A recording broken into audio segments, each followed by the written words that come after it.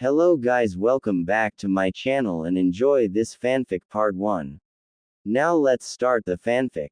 The Ninja Academy where several young children sought to become ninja were busy chattering amongst one another as they discussed from simple matters such as weapons to the most advanced ninja arts being jutsu. Others on the other hand were discussing who they would have on their teams and even what their Jonin sensei would be like. Suddenly without warning the classroom door flew open as a 20-year-old man walked in. The 20-year-old stood 5 feet, had light brown hair that was done up in a high ponytail, brown eyes, and a scare that ran from underneath his left eye to his right. He was wearing blue pants, a blue long-sleeve shirt, blue sandals, and he wore a green vest that had 6 pockets on the front. Calmly he allowed his eyes to scan over his students.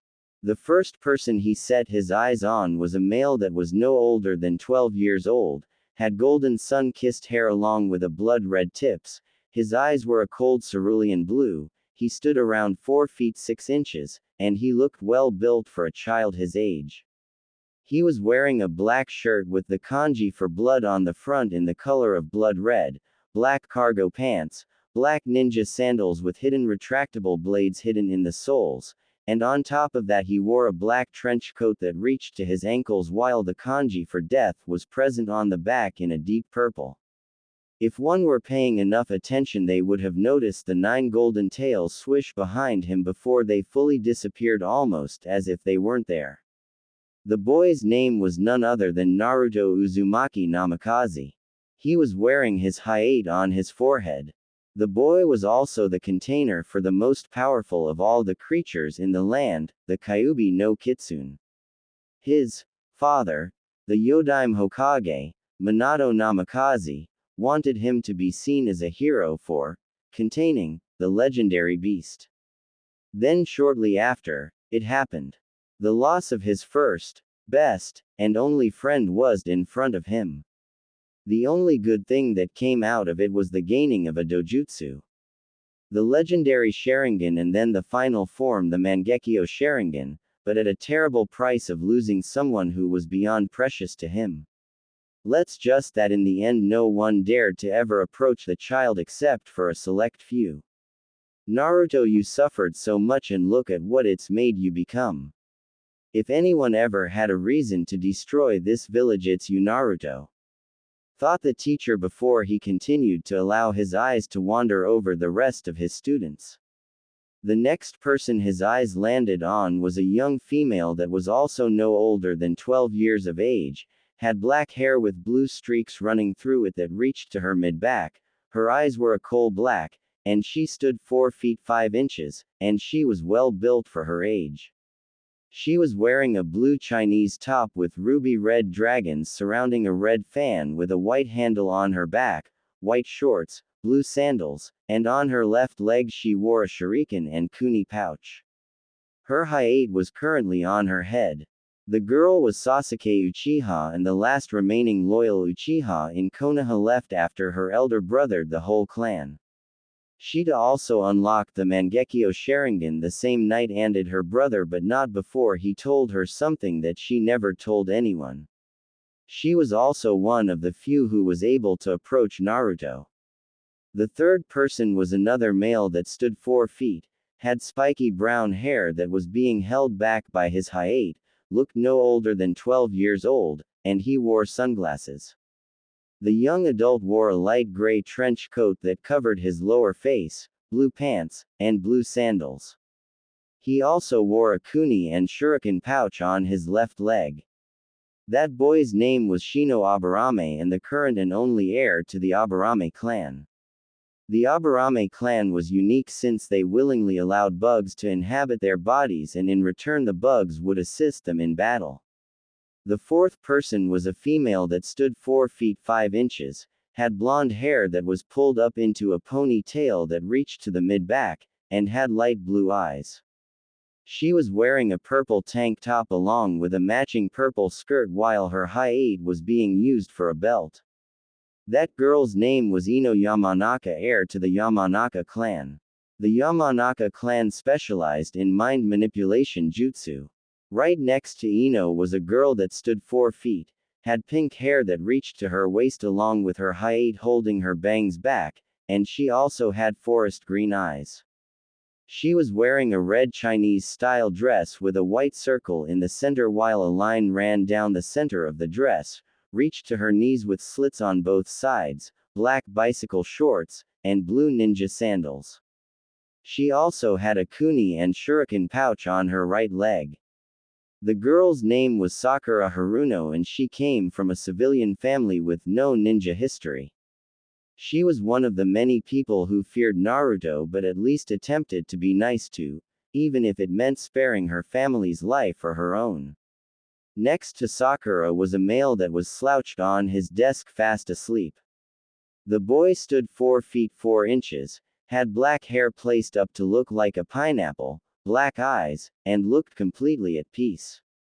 He was wearing a fishnet shirt with a gray shirt on top along with his height on his left arm, black pants, blue sandals, and a shuriken and kuni pouch on his right leg. The boy's name was Shikamaru Nara and the heir to the Nara clan. The clan specialized in shadow manipulation jutsu and having excellent tactical strategy skills. Sitting next to Shikamaru was another boy who was busy eating a bag of potato chips. The boy stood 4 feet 3 inches, had light brown hair, red swirls on his cheeks, and black eyes. He was wearing a white shirt with a red symbol on the stomach, a green short-sleeved shirt over the other, a white scarf wrapped around his neck, gray shorts, and blue sandals. He also wore bandages from his wrists up to his elbows. The boy was Choji Akamichi and current clan heir to the Akamichi clan. The Akamichi clan excelled in body jutsu that could increase any part of their body or the whole body if needed. He was also rather husky. Sitting behind Choji was another boy. This boy stood 4 feet 2 inches, had wild unkempt brown hair, brown eyes with a slit running through the center, and red tattoos on his face that looked similar to fangs. He was wearing a gray sweat jacket, brown pants, and blue sandals. On his head was a small white puppy. The boy's name was Kiba Inuzuka and his puppy's name is Akamaru. Kiba was also the clan heir for the Inuzuka clan and had an older sister. His family were proficient in team combat. Finally sitting next to Kiba was a young female. The female stood 4 feet 1 inch, had midnight blue hair, and white pupilless eyes. She was wearing a large pale jacket, blue ninja pants, and blue ninja sandals. The girl was Hinata Hyuga and the current heir to the Hyuga clan. The clan is well known because of their famed Ii-dojutsu, the Byakugan. Despite that fact, she was constantly ridiculed by her own father, sister, and the elders of her clan because of her shy and caring nature. After a few months though, she apparently had enough as she defeated her sister in a spar and told off not only her father but the elders as well. It was even stated that she was going to become the second Ice Queen of Konoha. Well, let's get this over with, thought Iruka before he walked to the center of the room. First of I would like to congratulate all of you on passing and becoming full ninja of Konoha. Now then I will announce the teams. Proudly stated Iruka only to realize that no one was paying attention to him. Silently he released a sigh before he started to perform a few hand signs. Genjutsu. Oni Hitsu. Silently whispered Iruka before he took in a large breath. Everyone shut up and sit down, shouted Iruka as his head grew 4 sizes large, causing everyone to shut up and sit down. Good, now that I have your attention.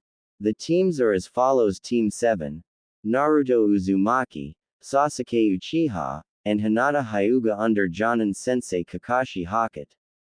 Team 8, Ino Yamanaka, Choji Akamichi, and Shikamaru Nara under Jonin Sensei Asuma Saratobi. Team 9 is still in circulation from last year, so Team 10, Kiba Inuzuka, Sakura Haruno, and Shino Aburame under Jonin Kurenai Yuhi. Stated Iruka, causing quite a few people to groan in disappointment and others to silently cheer in their heads. Now then, your Jonin senseis will be here after lunch, so until then you are free to do as you please. Just remember to be here when your Jonin sensei. Naruto, Sasuke, and Hinata, I would like for you to remain behind though, said Iruka in a serious tone before everyone other than the earlier three left the classroom while snickering at their misfortune. Iruka-sensei, why did you ask for us to remain behind? Asked Sasuke as she and her teammates walked down to Iruka's desk. I just wanted to talk to all of you, and I'm not your sensei anymore, so just call me Iruka, said Iruka with a smile while everyone else just smiled in their own unique way. Does this mean that I can remove it? Coldly asked Naruto as he looked at his older brother figure. That is your decision and yours alone, Naruto, simply stated Iruka as he looked Naruto in the eyes. We're going to my house, simply stated Naruto as he walked out of the classroom with the others following after looking at as if he were crazy. 5 minutes later. Okay, here we are, said Naruto as he stopped in front of a building. The building was 4 stories tall, run down, rat and critter infested dump. Naruto's teammates were calm on the outside, but internally they were cursing whatever god they could think of for causing Naruto to live in this dump. Iruka, on the other hand, just smiled sadly as he looked at the building, already knowing that Naruto lived here. Silently everyone followed Naruto up to the 4th floor and noticed graffiti along the wall. Some of the graffiti said, "Die demon, crawl into a ditch and die hell spawn," and a rather common one, "You'd my family Kyuubi and all you." Internally once more the girls were bristling with anger but opted to remain calm. For a few more minutes everyone followed Naruto up until he stopped at the last door. What happens behind this door stays behind this door, understand? Said Naruto in his usual cold tone. Of course Naruto, you have our word, said everyone while they noticed him relax slightly before he cut his finger and ran the blood over the door.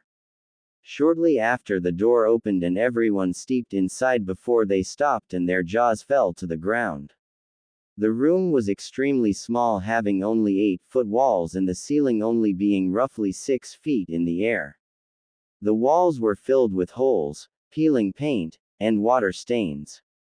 The kitchen was only 2 feet by 4 feet while the rest of the room acted as a bedroom, living room. There was a single hallway on the right wall that led to what everyone guessed was the bathroom and closet. Most of the floor was covered in sweat and blood stains. The bed mattress was old and had material coming out of it, but otherwise most of the major holes had been sewed up. Almost all of the covers on the bed were ripped and had holes in them, but that wasn't what shocked them. No, it was the fact that there was a female sleeping in the bed. The female stood 5 inches 1 foot, had deep blood red hair that reached down to her waist, deep crimson eyes with a black slit running through the center, had a cup size, and she looked no older than 12. Currently the only thing that she was wearing was the bed covers. Hey, I'm back, said Naruto as he walked over to the sleeping female. Silently everyone just watched as the female latched onto Naruto's waist before she mumbled something into it. By the way, I have guests with me, said Naruto once more, causing the female to sit up in sudden alarm while pulling a kuni out from underneath the bed. Who the hell are you and what have you done to Naruto? Demanded the female as she held the kuni to Naruto's neck, causing a faint trail of blood to come out. Relax, it's me and I just brought my teammates here. Oh, and get some clothes on, said Naruto as if it were an ordinary subject. Immediately after that the female looked behind Naruto only to blush heavily before she ran towards the bathroom. Sorry, she isn't used to having others over other than the Hokage, said Naruto as he motioned for the others to take a seat wherever they could find one. Okay, so why are we here again? Asked Sasuke as she looked at Naruto, who just stared at the ceiling before he performed a single hand sign and 2 more of him popped into existence. You two go and make some lunch, Naruto stated before the clones walked off. The reason why we are here is so we can understand one another.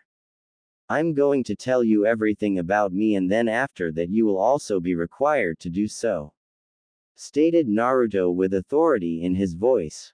"Now as you already know, I'm Naruto Uzumaki Namikaze. My parents were Kushina Uzumaki and Minato Namikaze.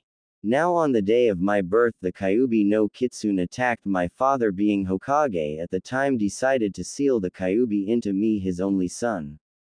His reason was that if he couldn't sacrifice his own son, how could he ask a villager to do the same for him? He also wanted me to be seen as a hero for containing the Kyuubi," started Naruto before he released a sad sigh. "Sadly, he was wrong. Instead of treating me like a hero, they treated me like trash. No, not it was more like I was something less than dirt. For 6 years I suffered under the constant torment of the villagers, mostly it was name-calling and beatings. No matter what I took them. Then I met her. Her name was Mitsumi and she was an orphan like me and became my best and only friend. For 2 years we pulled pranks, stole food, and even lived together, but that all changed," said Naruto in a happy tone before it turned grim with remorse, self-doubt, and hatred. "On the day of my 9th birthday the villagers kidnapped her and me. They had us tied up in chairs," started Naruto before his eyes bleed red, "and the next thing everyone knew they saw a young boy and girl tied to chairs. The boy looked to be 9 years old, had spiky blood hair, cerulean blue eyes, stood only 3 inches 5 feet, 3 whisker-like marks on his cheeks, and looked malnourished. He was wearing a raggedy white t-shirt covered in dirt, black shorts, and he was barefoot." Naruto. Everyone thought in confusion before they turned towards the young girl. The girl also looked to be 9 years old, had long black hair that was tied into a ponytail, light brown eyes, stood 3 inches 4 feet, and she also looked malnourished. She was also wearing a raggedy white t-shirt that was covered in dirt, black shorts, and she was also barefoot. Suddenly, without warning, the room was filled with light as a door behind all of them was opened, causing the 2 genin and chunin to turn around in shock. Standing in the doorway were several villagers, at least 4 chunin, 1 jonin, and 2 anbu members. Slowly all of them walked into the room until they were standing in front of Naruto and the girl in 3 single-file lines. Out of all the people in the room only one person stood out. A man that stood 5 feet 6 inches, had emerald green eyes, and pink hair. He was wearing a red shirt, red pants, and red cloth shoes. "Comfortable?" asked the pink-haired man while he motioned to the 2 anbu to guard the door while he walked towards Naruto and right through Iruka, Sasuke, and Hinata. "What was that?" wondered the 3 as they turned around. "Wah! What do you want?" asked Naruto as he looked at the pink-haired man. "Oh, just about the same thing as everyone in this room wants from you. Your blood, Kyuubi," stated the pink-haired man with an insane look on his face while his voice dripped with hatred. "What are you talking about? Naruto isn't the Kyuubi," shouted the girl before she was slapped across the face. "Shut up, you little demon," snarled out the pink-haired man while many in the crowd grinned at the girl's pain. "Now where were we?" started up the pink-haired man once more as he took up a thinking pose. "Oh yeah, now I remember." Not long after finishing, the man pulled out a kuni before he quickly stabbed it into Naruto's left hand, causing him to scream in pain. Shortly after, all of the people in the crowd were throwing broken glass, rusty kitchen knives, kuni, shuriken, and rocks at Naruto. "What are you people doing? Stop it!" shouted the female once more as she struggled against her restraints only to receive a backhand to the face. It wasn't long before the crowd split up into 2 different groups, each designated to torturing their victim to death. For hours on end, Iruka, Sasuke, and Hinata watched as the people did unimaginable damage to Naruto and the girl.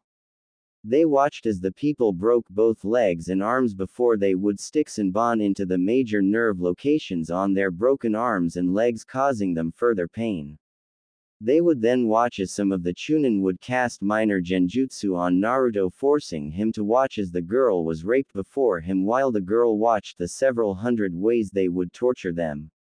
After that, they were forced to watch as some of the civilians took torches and placed them out, leaving them only smoldering before they would press the hot tips onto the children, causing severe burns. "So how do you feel?" asked the pink-haired man while he absent-mindedly picked up a sword and inspected it. He then pulled out one of his own hairs before he dropped it onto the blade. The second the hair strand struck the blade, it immediately was split into two. Naruto could say nothing as watched the pink-haired man while constantly looking over to the girl who looked very much already dead. "Nothing to say. Well, maybe this will get you to talk," said the man as his voice rose as he swung the sword at the girl. Almost acting on instinct, Naruto attempted to jump in the way of the blade only to be stopped by his restraints and forced to watch as the blade went straight through the girl's heart, causing her to scream in pain while coughing up blood. "Mitsumi-chan," whispered Naruto underneath his breath while his eyes filled with tears. "I'm sorry, but did you say something, demon?" asked the pink-haired man as he twisted the blade 360 degrees before roughly pulling it out of Mitsumi's chest. He then proceeded to flick the blood off of the blade onto Naruto's face as his eyes began to cry blood. "I'm gonna you," whispered Naruto once more while he began to clench and unclench his fists. "I'm sorry, I didn't quite hear you, could you please repeat that?" asked the pink-haired man while he leaned in close to Naruto. "I said I'm gonna you," said Naruto once more, only louder, while the pink-haired man backed away and turned his back on him. "That's what I thought you said," stated the man before he quickly turned on his heel and stabbed the sword straight through Naruto's heart while releasing an insane laugh. Silently, Iruka, Hinata, and Sasuke watched in anger as Naruto lost consciousness before they too began to notice the room was changing. The room was slowly turning into a long hallway with cracked walls, pipes overhead, and ankle-length water covering the floor. Floating in the water was Naruto, looking up towards the ceiling with dead eyes before he looked down the hallway, and the others doing the same saw a red glow. Calmly, Naruto walked towards the light while the rest of them followed. It wasn't long before they found themselves in another room that was huge and had a gate at the other end. On the gate was a single piece of paper that held the kanji for seal on it. Silently they watched as Naruto walked towards the gate before he stopped as a large clawed hand came out of the gate and stopped a few inches from Naruto's face. Naruto just stood there with his cold dead eyes looking past the claw and directly into a pair of blood-red eyes that were trained on his own. "So this is my container?" asked a voice as rows of sharp teeth appeared and then a whole body of a large kitsune with 9 tails. "So you are the reason why I'm hated," stated Naruto with no emotion while he continued to look in the Kyuubi's eyes. "What do you mean?" growled out the Kyuubi while its eyes seemed to change from rage to confusion. "Look through my memories," was all Naruto said before he walked towards the cage and sat down looking down the hallway he came from. Kyuubi on the other hand was silently watching several of Naruto's memories while Iruka, Hinata, and Sasuke also watched every beating, comment, and other things that happened to Naruto over the course of his short life. At the end of it, Kyuubi was releasing large amounts of intent while it looked at Naruto in a new light. Interesting, my own father sacrificed me. Fool, sneered Naruto while he shook his head in disgust. "You went through my memories, didn't you?" silently growled out Kyuubi. "Only the ones in which you were sealed into me. I just wanted to see if the Yondaime would mention my parents," stated Naruto in a cold tone while the Kyuubi mumbled something about dumblons. "Okay, how would you like for the chance to give the same if not greater pain to those villagers?" Asked the Kyuubi as it looked at Naruto. I would love to do that. Kyuubi-chan. Stated Naruto with a smile that was filled with evil intentions while the Kyuubi looked at Naruto with a dumbfounded expression on her face.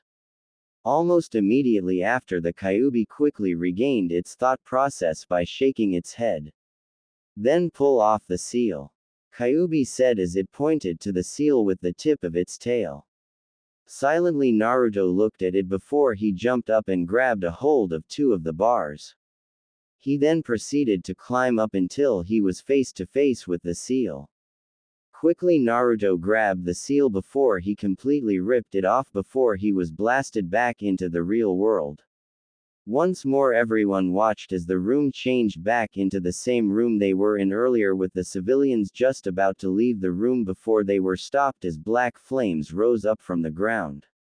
Quickly the civilians turned around only to have their rage become more prominent on their face at seeing Naruto freed from his bonds and standing up.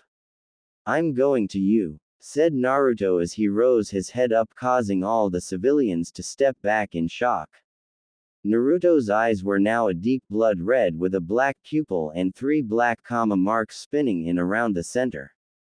Tsukuyomi, whispered Naruto before everyone, other than Iruka, Hinata, and Sasuke, found themselves bound to crosses while Naruto stood in front of them while a female stood behind him. The female stood 5 inches 1 foot, looked no older than 20, had deep blood red hair that reached down to her waist, and deep crimson eyes with a black vertical slit running through the center.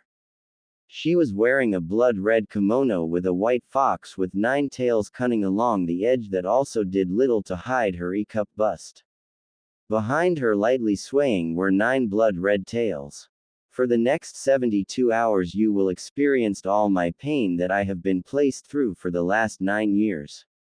Have fun, said Naruto without emotion before he disappeared along with the female, leaving behind villagers and ninjas screaming at him to force him to release them. Suddenly, without warning, Naruto collapsed while holding his hands over his stomach while deep crimson chakra covered him before it started to concentrate over his stomach. Not long after, the chakra burst forth before it began to form into a small red fox with 9 tails in front of Naruto. Shortly afterward, both Naruto and the fox fell to the ground and the room began to rapidly change before Hinata's, Sasuke's, and Iruka's eyes. Now they were standing in a hospital room with Naruto laying on a hospital bed with several machines connected to him monitoring his heart rate, blood pressure, and several other vital aspects. Naruto, thought everyone sadly before the hospital room door opened and a man stepped in. The man stood 6 feet 1 inch, had a white beard on his chin, and an old face that radiated with sadness and several other emotions that were constantly changing. The man was wearing a white robe with a red line running down the center of the robe, and a square hat that had a single red triangle with a white kanji for fire. Good afternoon, Naruto, how are you feeling? Asked the old man as he walked towards Naruto before he sat down on the bedside. How do I feel? Reiterated Naruto as he shook from either rage or sadness, but they couldn't tell. For starters, I not only get attacked on my birthday once again, but this time the villagers took the liberty of also torturing Mitsumi-chan. Shortly afterwards they her in front of me. Then after that I find out that I'm the container for the Kyuubi no Kitsune and the son of the Yondaime Hokage. So how do you think I feel? Shouted Naruto with his voice rising with every word he said while tears of blood flowed freely from his eyes. Naruto, I should have told you, but I was afraid and your father didn't want you to know until you were its container, until you were at least a chunin.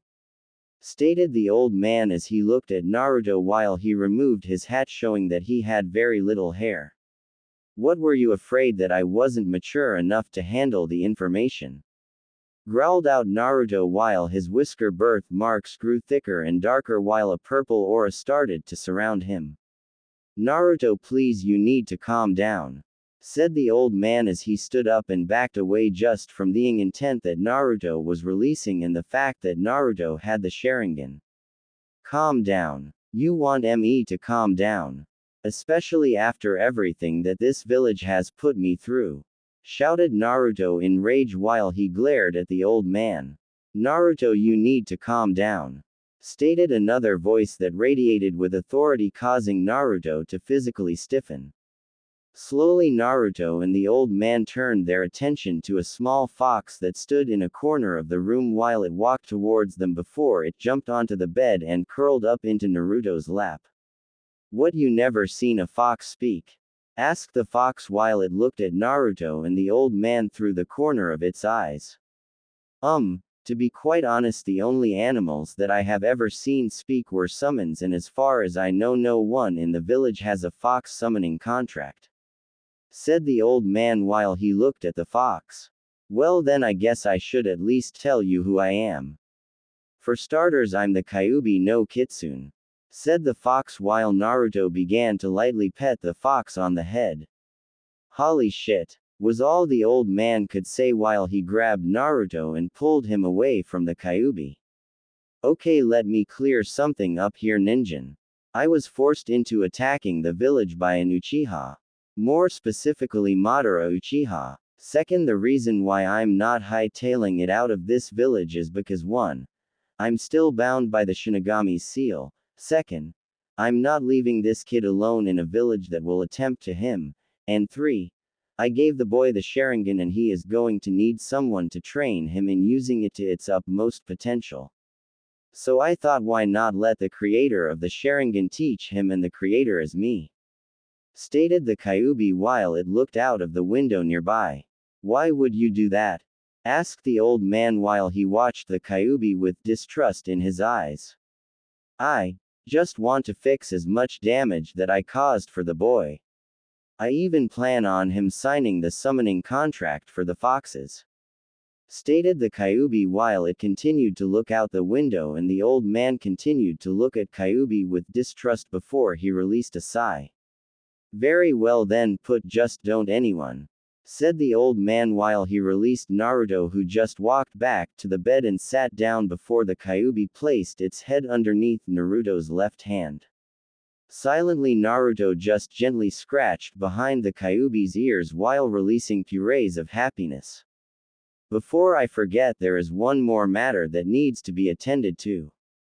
When Naruto and his friend Mutsume were captured, they were tortured, as you know. But during the torture they the girl, which allowed for me to temporarily pull Naruto in his mindscape because of him being in emotional stress. While we were in the mindscape, I convinced Naruto to release me, which has in turn allowed for me to escape from the seal. Sadly, to keep the boy alive, I had to pass the title of Kyuubi onto him. Roughly around the time he turns 18 he will have all 9 tails. After that he will be required to take a test to see if he is worthy of the title. I will of course be the giver of said test, if only because I was the former Kyuubi, and if I'm unable to do so, one of, if any, survived, my guards will give the test. Said the Kyuubi before it took a large gulp of air and released it slowly. Thank you, Kyuubi-san, for telling me this. I will be certain that no one finds out about this, and if they do, they will be immediately along with anyone with a 5-mile radius of the speaker. Said the old man while he placed his hat back onto his head. Gigi, did you find Mutsume's body? Asked Naruto with his now dead voice while he looked at the floor and petted the Kyuubi. Naruto, when we found you, you were in an ally. We don't know who brought you there, but we feel that he or she wanted you to be found. Do you know anything about this, Kyuubi-san? Asked the old man while he stood up. I'm afraid not, but do not worry, Naruto, we will find her body. Said the Kyuubi while it placed its paws on Naruto's shirt before it began to lick the dried blood off of his face. Naruto, after you leave the hospital, come see me and we can then discuss your inheritance, and I'll treat you to as much iricha ramen you want. Suggested the old man with a smile. Of course, Hokage Gigi. Said Naruto with a small smile, and even though it was small, the old man knew that this was a true smile and not one of those fake ones that he placed on. I'll see you later then, Naruto-kun. Said the Hokage as he left the room. Now once again Iruka. Hinata, and Sasuke found the room to change before it returned to the apartment room that Naruto led them to. Naruto was still sitting on the bed and the red-haired female was sitting next to him. Naruto, whatever happened to Mitsumi's body? Asked Hinata, already getting the feeling that this wasn't going to be an easy answer from him. We never found it. Kyuubi picked up a scent of one of her old guards. She believes that he may have taken the body, but for what reason we don't know. Simply stated Naruto while the woman just hugged him lightly. You already know who I am, but just in case you don't know, I'm the former Kyuubi no Kitsune, but you can just call me Natsuki. Said Natsuki as she smiled at all of them. Well, now that you know about me, I believe that it's Hinata's turn. Said Naruto as everyone looked at her. I know what I'll show you. Stated Hinata before she started to perform hand signs and stopped on rat. Genjutsu art. Memory viewing. Quickly stated Hinata before the room began to change. Slowly the room began to take on shapes until they took on specific forms. The room had changed from the apartment to a large room with tatami floors. In the center of the room stood two girls who were fighting against one another and a male that watched the fight. The first female looked to be no older than 11, maybe 12 years of age, stood 4 feet 1 inch, had midnight blue hair and pure white eyes with a lavender tint. She was wearing a black bodysuit that hugged all of her curves just right. The second female looked no older than 9, maybe 10 years of age, stood 3 feet 4 inches, had pure black hair that reached just past her neck, and pure white eyes. She was also wearing a black bodysuit, but it was rather loose on her. The man who watched the two fight looked to be 20 years old, stood 5 feet 9 inches, had black hair that reached just a few inches from his waist, and pure white eyes that seemed to radiate a coldness. He was wearing a white shirt, white pants, and a brown robe. Silently without sound the girls continued to trade blows with one another, with an occasional one striking certain points on the body before a faint blue light also struck the same place. Every now and then the girls would part only to charge at one another again until finally one of the girls had their hand hovering over one of the few spots in the body that if struck properly would an opponent. Hanabi. Hinata. That's enough. Stated the man with a stern voice that radiated power while he watched the girls turn to him. Silently the girls dropped their arms before they stepped up to the man and sat down in front of him. You both did very well, but Hanabi is still further along in the Juken than you are, Hinata. Hinata, I also know that you are afraid to hurt others and that is what is holding you back. Quickly stated the man while he looked at the girls who just nodded. Slowly the man released a sigh before he quickly performed 3 hand signs. Shortly after the room glowed a faint blue before it died and disappeared. Hinata, I know that you don't want to hurt others even if it was a practice spar, so I have asked Hokage-sama to sign you up for medical training at the hospital. Said the man while he looked at the eldest of the two girls. It wouldn't be that hard, especially if I didn't have that seal on me. Whispered Hinata lightly while she glared at her right wrist. I know, but you just need to hang in there for a little bit longer. Hinata, I know what it feels like to be helpless. I also have a feeling that something is going to change very shortly. Said the man before he looked at Hinata's wrist before he could see a faint blue glow coming from it. Hinata ne-chan, why is your wrist glowing? Asked Hanabi while she pulled at her sister's clothing. Looks like you were right, father, things are going to be changing. Simply stated Hinata while she closed her eyes and held her wrist over her heart, all the while having a dark grin on her face. Shortly after the room began to shift and change once more. Once again the room was nothing but shapes that were blurring too fast to catch before they began to slow down and settle into place and take on more features. Now the room was only slightly larger than Naruto's apartment room. It had a signal clothing drawer, a bed in the center of the room with lavender sheets on the top, and a small doll on the bed along with Hinata. The doll was of Naruto, which caused him to look on in shock, Iruka with a small smile, and Sasuke with jealously. Silently they watched as Hinata pulled the Naruto doll close to her while releasing a silent sigh. She then turned onto her side while hugging the doll even closer to her before she sat up immediately as the sound of someone knocking her door. "What?" shouted Hinata while she silently hid the Naruto doll under her pillow. "Nei-chan, can I talk to you?" asked the voice through the door. "Oh, Hanabi, of course you can," said Hinata as she got out of bed wearing a lavender kimono before she walked to the door and opened it. "Are you okay, Hinata?" asked Hanabi while she walked into the room and her sister closed the door behind her. "I'm fine, Hanabi-chan. I'm just finally free, but at a cost," stated Hinata with sadness while she held her wrist and sat with her sister on her bed. "What was the cost, Nei-chan?" asked Hanabi while she looked at her sister in concern. "Well, as you already know, the Udame Hokage sacrificed his life to the Kyuubi no Kitsune, but that isn't the truth. The truth is that the Yodaime Hokage sacrificed his life to seal the Kyuubi into an orphan. The Honorable Council of the famed Hyuga clan attempted to place a mind control seal on him that would be linked to me, giving me complete control over the Kyuubi Jinjuriku," stated Hinata while she laughed lightly at the end.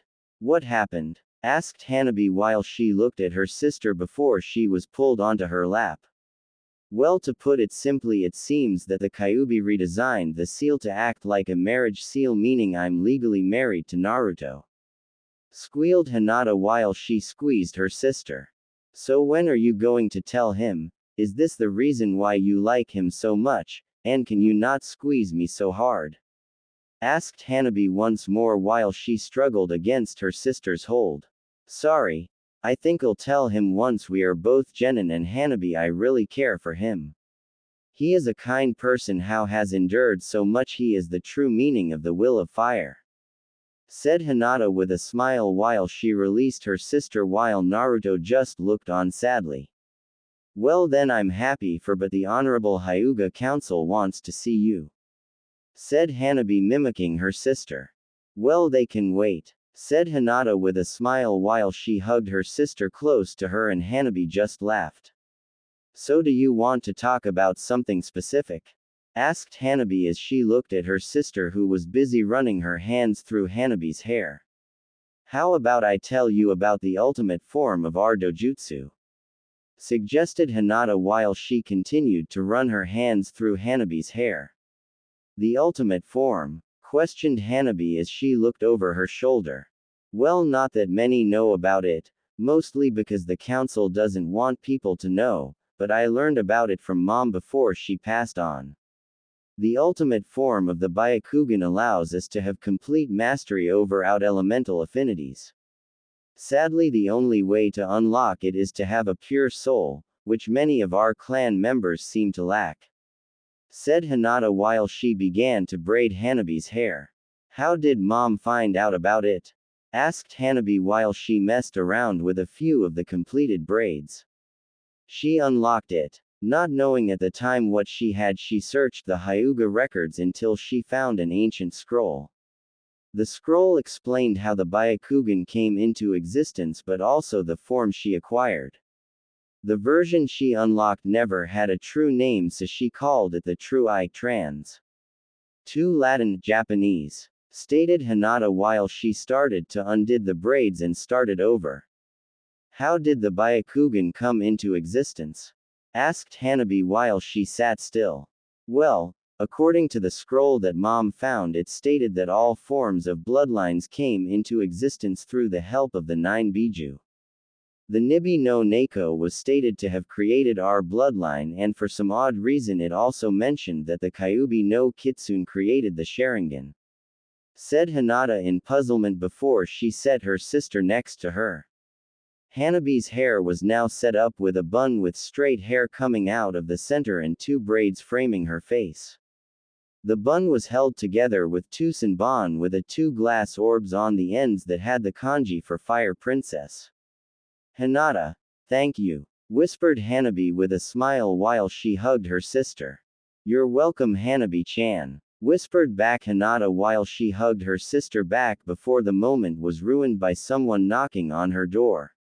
What? Hinata shouted, but not before pushing her sister back. Hinata-sama, the council wishes to see you immediately. I have been ordered to bring you even if it requires force, stated the person on the other side. Give me time to at least get dressed, stated Hinata with irritation at having her sister time interrupted by the damn council.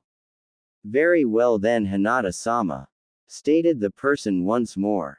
Thank you, answered back Hinata before she ran to her dresser. She then proceeded to open her drawers and occasionally threw an outfit to the side until she was left with one single outfit. She then ran towards the bathroom and closed the door behind her. A few moments later she stepped out wearing her outfit. Hinata was now wearing a white kimono with silver lining the edges of the sleeves and the bottom of the robe. Imprinted on the kimono was large moon on the upper half, while on the lower half was a kitsune looking up to the moon. The kimono was held in place with a blood-red sash. Well, what do you think, Hanabi-chan? Asked Hinata while she did a small twirl. You're going to knock those council members down a few pegs, Hinata, said Hanabi with a smile while she hugged her sister for luck. I'll see you later, Hanabi-chan, whispered Hinata before she walked to the door and opened it, causing the room to begin to rapidly change into blurring shapes once more. Slowly the room began to settle several shapes before it finally settled down into a room larger than Hinata's and Naruto's room combined. In the room was a half-circle table that had 5 people seated in it.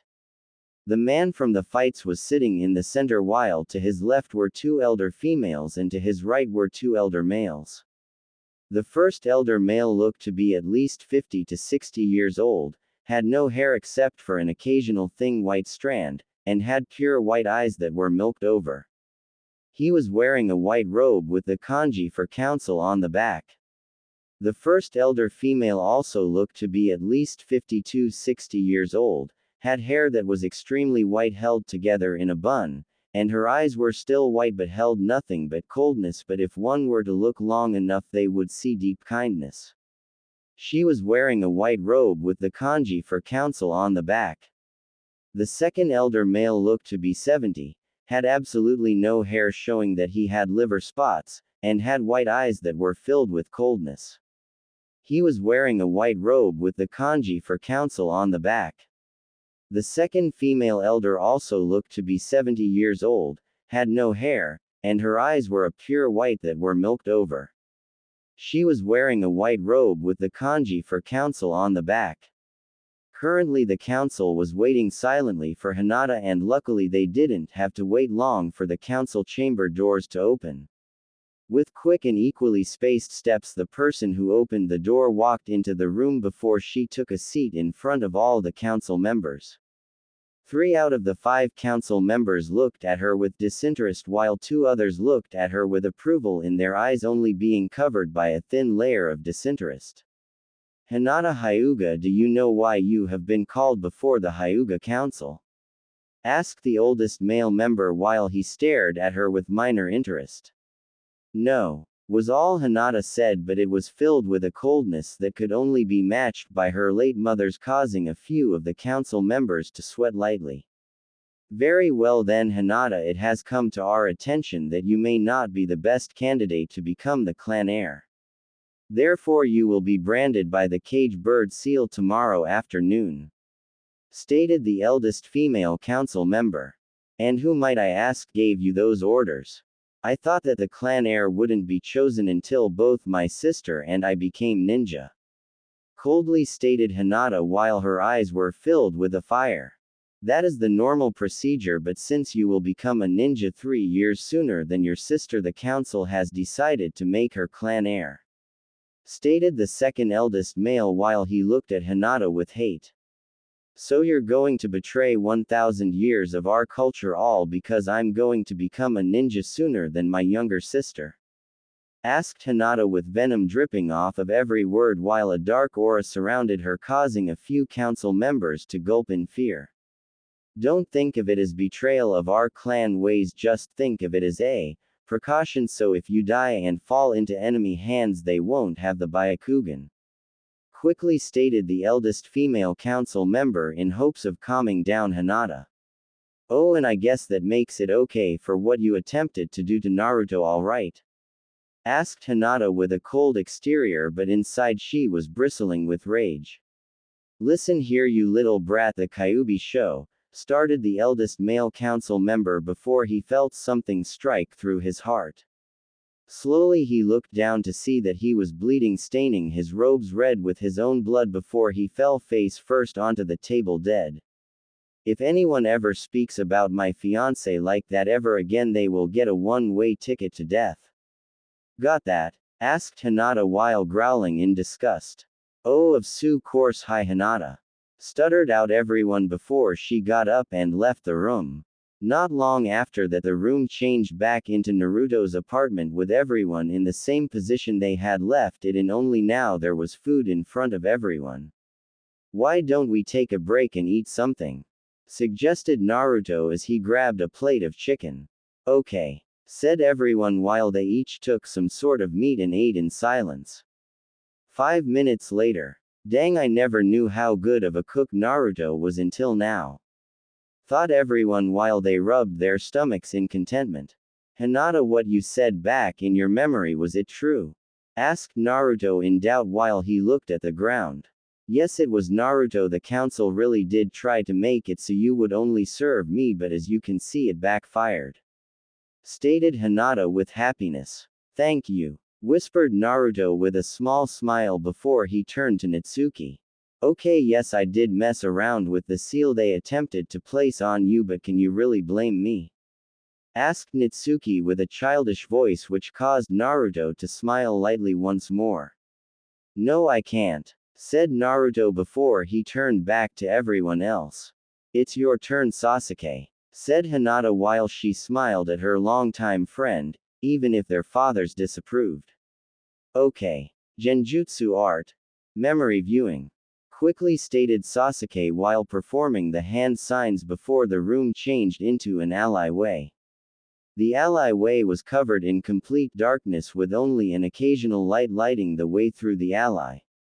Shortly after, a figure could be seen walking through the alleyway beaming with happiness. The figure was a girl that stood 3 feet 2 inches, had black hair with blue streaks running along the edges and stopped at his neck, and black eyes. He was wearing a blue shirt with the Uchiha symbol on it, white shorts, and blue ninja sandals. I can't believe I finally did it. I finally told everyone back at school that I'm a girl, although that brings on a whole new set of problems. The positives were I got my fangirls to leave me alone, and 2, Naruto finally kissed me, even though it was accidental. Bad news, some of my fangirls are lesbians. Stated the female as she jumped with joy and ran all the way through the alley without much thought. Silently she walked through several other alleyways before she finally stepped onto a main road and took off running. She didn't get very far before the smell of blood assaulted her nose, causing her to look at the source only to stop. Laying on the ground were 2 people, both were elderly. Grandma, Grandpa, said the girl as she approached their forms and turned them over only to step back in shock. Both of their faces were horribly burned, as were the rest of the front of their bodies. There were also stab wounds on the 8 vital spots for the human body, and their eyes were ripped from the sockets. No, whispered Sasuke while she held her hands up to her mouth before a scream echoed through the empty street, causing her to look up in shock.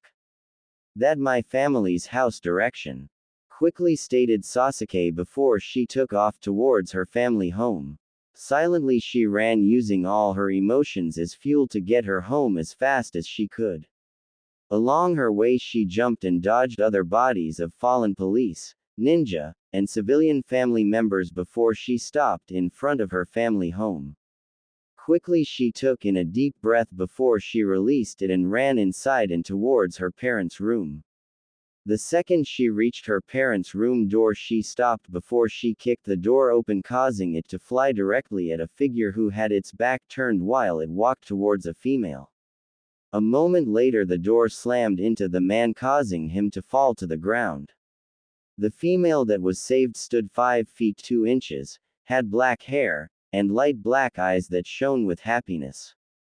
She was wearing a light purple top with a white undershirt, blue pants that hugged her body, and wooden sandals. "Mom," whispered Sasuke in disbelief, causing her mother to look up to her. "Sasuke," quickly whispered her mom before she ran towards her daughter and embraced her in a hug. "Mom, what happened?" asked Sasuke as she detached herself from her mother. "It was Itachi. He went mad and started to slaughter the clan," said her mom while she looked at the knocked out figure. "No, Itachi would never do that. I know he wouldn't," said Sasuke as she pushed her mom back at arm's length.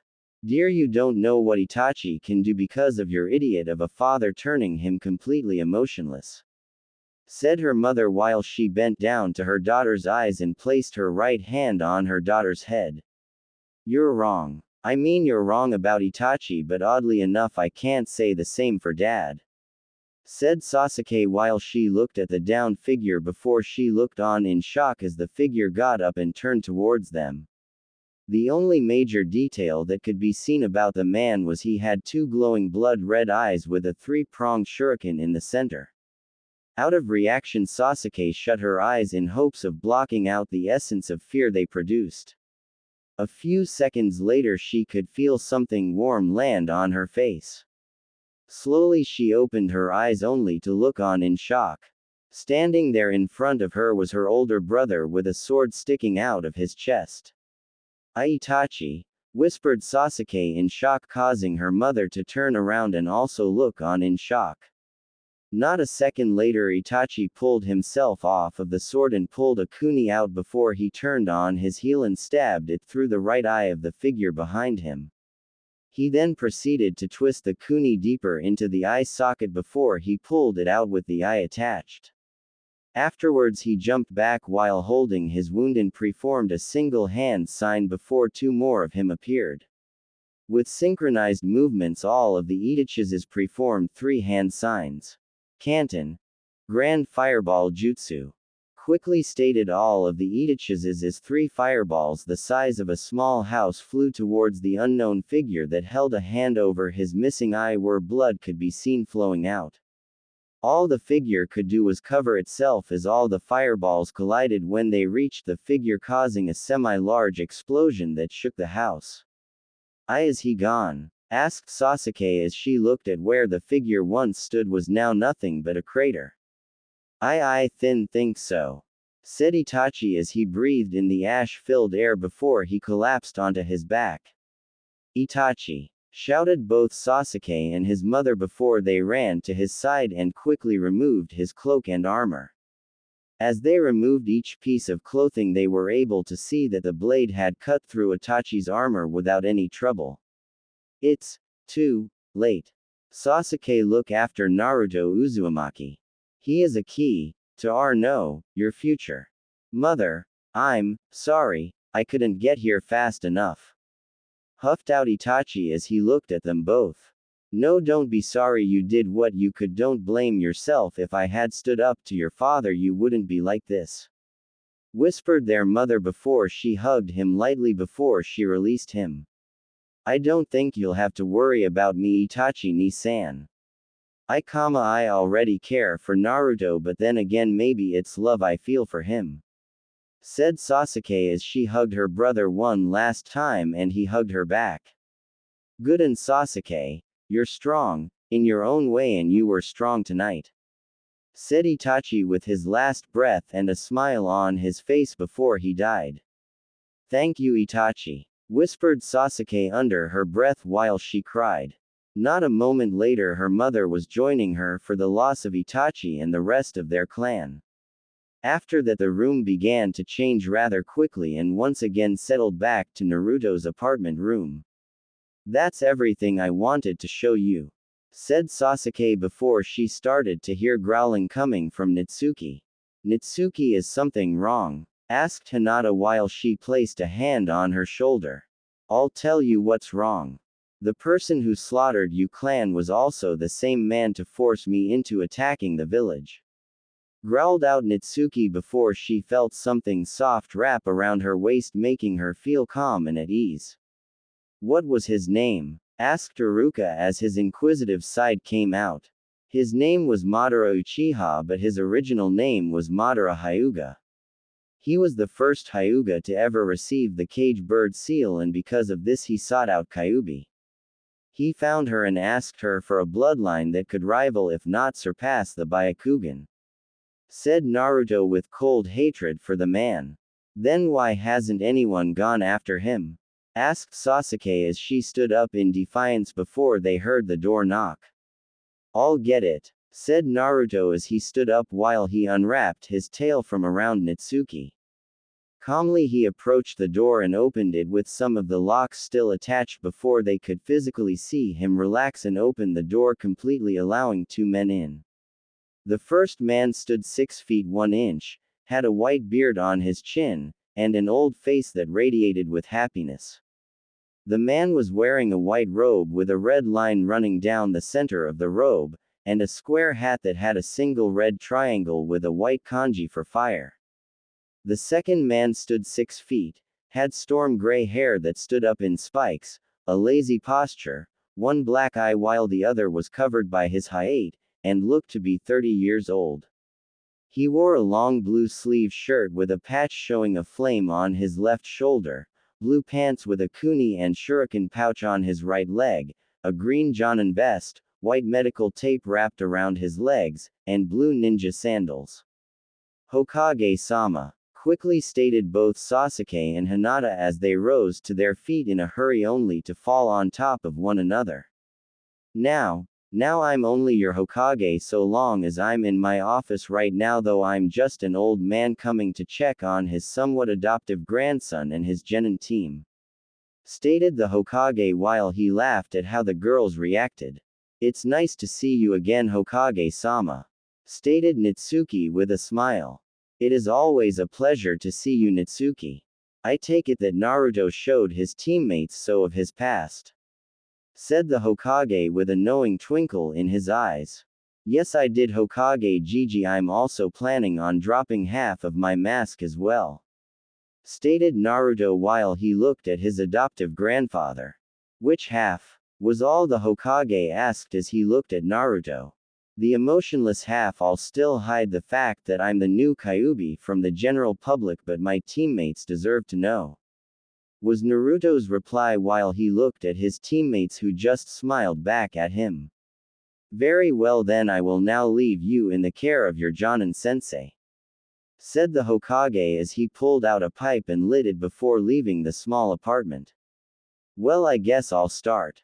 For starters, my name is Kakashi Hatake. My likes are no of your concern, just like my dislikes. My hobbies are, well, I guess I don't have any. And my dreams for the future, well, you'll find out about those in later years. Said Kakashi as he smiled at his team. So all we learned was his name. Mentally stated all the genin while they sweat dropped at the absurdity of their sensei. Okay, son, spot, you're next. Said Kakashi while he pointed at Naruto, who just growled in annoyance. Fine, my name is Naruto Uzumaki Namikaze. My likes are training and spending time with Nitsuki and hopefully with my teammates. I dislike a good portion of the village for how they treated me. My hobbies are thinking of new jutsu and ways to scare the villagers, and my dream for the future, I guess it's just to have a family. Said Naruto quietly. Currently Naruto, Hinata, Sasuke, and Nitsuki, who was resting on Naruto's head, walked away from his former apartment before they all stopped when a girly scream echoed through the afternoon sky. Calmly they all turned to one another before they shrugged their shoulders and continued further into the village. As they entered the main shopping district, both Hinata and Sasuke were greeted with the sight of nearly all the villagers glaring at Naruto and Nitsuki. Only a few nodded to Naruto while others just plain outright ignored them. Though despite all the glares Naruto just brushed them off as if they were nothing more than any science while Hinata and Sasuke were trying their damn best to not half of the village. Luckily for the villagers it didn't take too long for the group of genin to reach the Uchiha district seeing as Naruto knew all the back alleys and side roads like the back of his hand. The only odd thing was the fact that Naruto was able to navigate through the Uchiha clan district and straight towards Sasuke's home. Naruto, how did you exactly know where I lived? Asked Sasuke as she looked at Naruto with murder shining in her eyes and she looked at Akuni like it was one of her friends. 1. Your scent leads from certain areas to here. 2. Who do you think dyed Itachi's Anbu armor pink for that whole week? Stated Naruto while he backed away from the possible murderous, psychopathic, hormone-driven teenager. Oh, so you spy on me while I'm at the onsen? Said Sasuke while the glint in her eyes became slightly brighter and flames could be seen burning behind her. No th that's Kikiba. I it's just th that your scent is unique. Stuttered out Naruto while he reverted to his chibi fox form which turned out to be either the best, worst decision of his lifetime. How exactly is my scent unique? Asked Sasuke while her rage resided and was replaced with the urge to hug Naruto. Well you have the faint smell of omusubi with okaka and tomatoes but your true scent is of early morning dew and freshly cut grass. Stated Naruto while he laid on the ground with his eyes covered by his front paws and shook bracing himself from the pain that would come. Naruto, I'm not angry, I was only messing around with you. I will also admit it was funny watching Itachi ni having to wear pink Anbu armor for that week. Said Sasuke while Naruto looked at her returning to his human form. Now come on. We still have to let my mother know that you two will now be living with us. Said Sasuke as she grabbed Naruto and Hinata and literally dragged them into the house. After stepping into the house Sasuke let them go while she removed her sandals while Naruto and Hinata did the same. Mom, I'm home and I brought guests. Shouted Sasuke while Natsuki also walked into the house before she reverted to her human form. I'm in the kitchen, was the reply they received before they followed Sasuke into the kitchen where a woman was busy cooking. The kitchen itself was more of a combination of dining room and kitchen. The left side of the room was the kitchen and was limited in size and equipment but even still it served its purpose for the small family. Overall it had at least 12 cabinets, a stove, sink, and work area to prepare the food. The right side of the room was a small table that would fit a family of at least 6 without difficulty. On the walls were several scrolls with kanji on them. Overall the room had a comfortable atmosphere. The woman, though looked to be 37 years old, had coal-black eyes, black hair with a bluish tint that reached to the middle of her back, and stood 5 feet 3 inches. She was wearing a blue shirt with the typical Uchiha symbol on the back, a blue skirt that reached to her knees, and a white apron. So Sas-chan, who did you bring home? Asked the woman as she turned around to see Hinata, Natsuki, and Naruto. Slowly her eyes widened before she had a grin pull at her lips. She then walked up to Naruto before she bent down to where she was staring into his eyes. Hello Naruto. How have you been? Asked Sasuke's mom as she rubbed the top of his head while his face and body seemed to relax under. I've been doing well Makoto. Although I wish Itachi was still around for me to pull pranks on. Said Naruto while Makoto let out a small laugh before she stopped rubbing his head. I know and I still remember some of the pranks you did to him. Why don't you tell some of them while I finish up dinner? Suggested Makoto while Naruto smiled before Sasuke, Hinata, Natsuki, and Naruto sat at the table. Well, let's see here, what pranks did I pull on Itachi? I remember changing his poke with cinnamon sticks and the other time where I buried his whole entire poke supply in training ground 44. Said Naruto with a smile as he remembered some of his past. I remember those. Itachi was swearing up a storm for days while muttering about trying to get you back. Although if I remember correctly he was never able to do so since whenever he tried the plan would backfire on him. Said Makoto while everyone laughed at Itachi's expense. I remember that the last thing he ever tried was to coat me in glue and feathers, place a rubber glove on my head, and finished it off with me getting transported into the council chambers via a seal. Man, that was probably the best time of my life, having a pranking war against the most stoic Uchiha. Said Naruto while everyone had the image of a chicken Itachi hanging upside down in the council chambers, causing everyone to break out in laughter. In heaven, afterlife, whatever you want to call it. Currently Itachi was doing one of the most dangerous sports that can ever be performed in the afterlife, peeking in on the private bathhouse of the gods. All of a sudden though, Itachi started to feel a sneeze coming on, and despite his best efforts he was unable to hold it in before it was released, causing nearly every single scantily clothed god to chase him around the holy plane screaming, "Kill the pervert." Back with the gang. I believe that after that attempt he was forced to admit surrender to me. Since the Uchiha took that as a great blow to their respect, especially since the so-called genius got outwitted by a boy no older than 5. Said Naruto while Makoto set a plate of omusubi with okaka and tomatoes in front of Sasuke, zenzai in front of Hinata, a rather large bowl of ramen in front of Naruto, a plate of dango in front of Natsuki, and another plate of dango in her seat.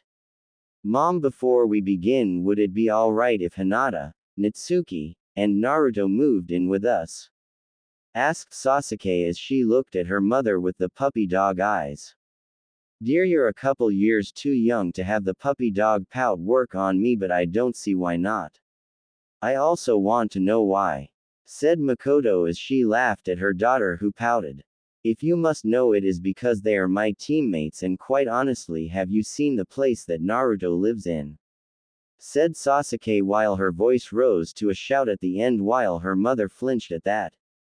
No, I haven't, and something tells me that I don't want to know.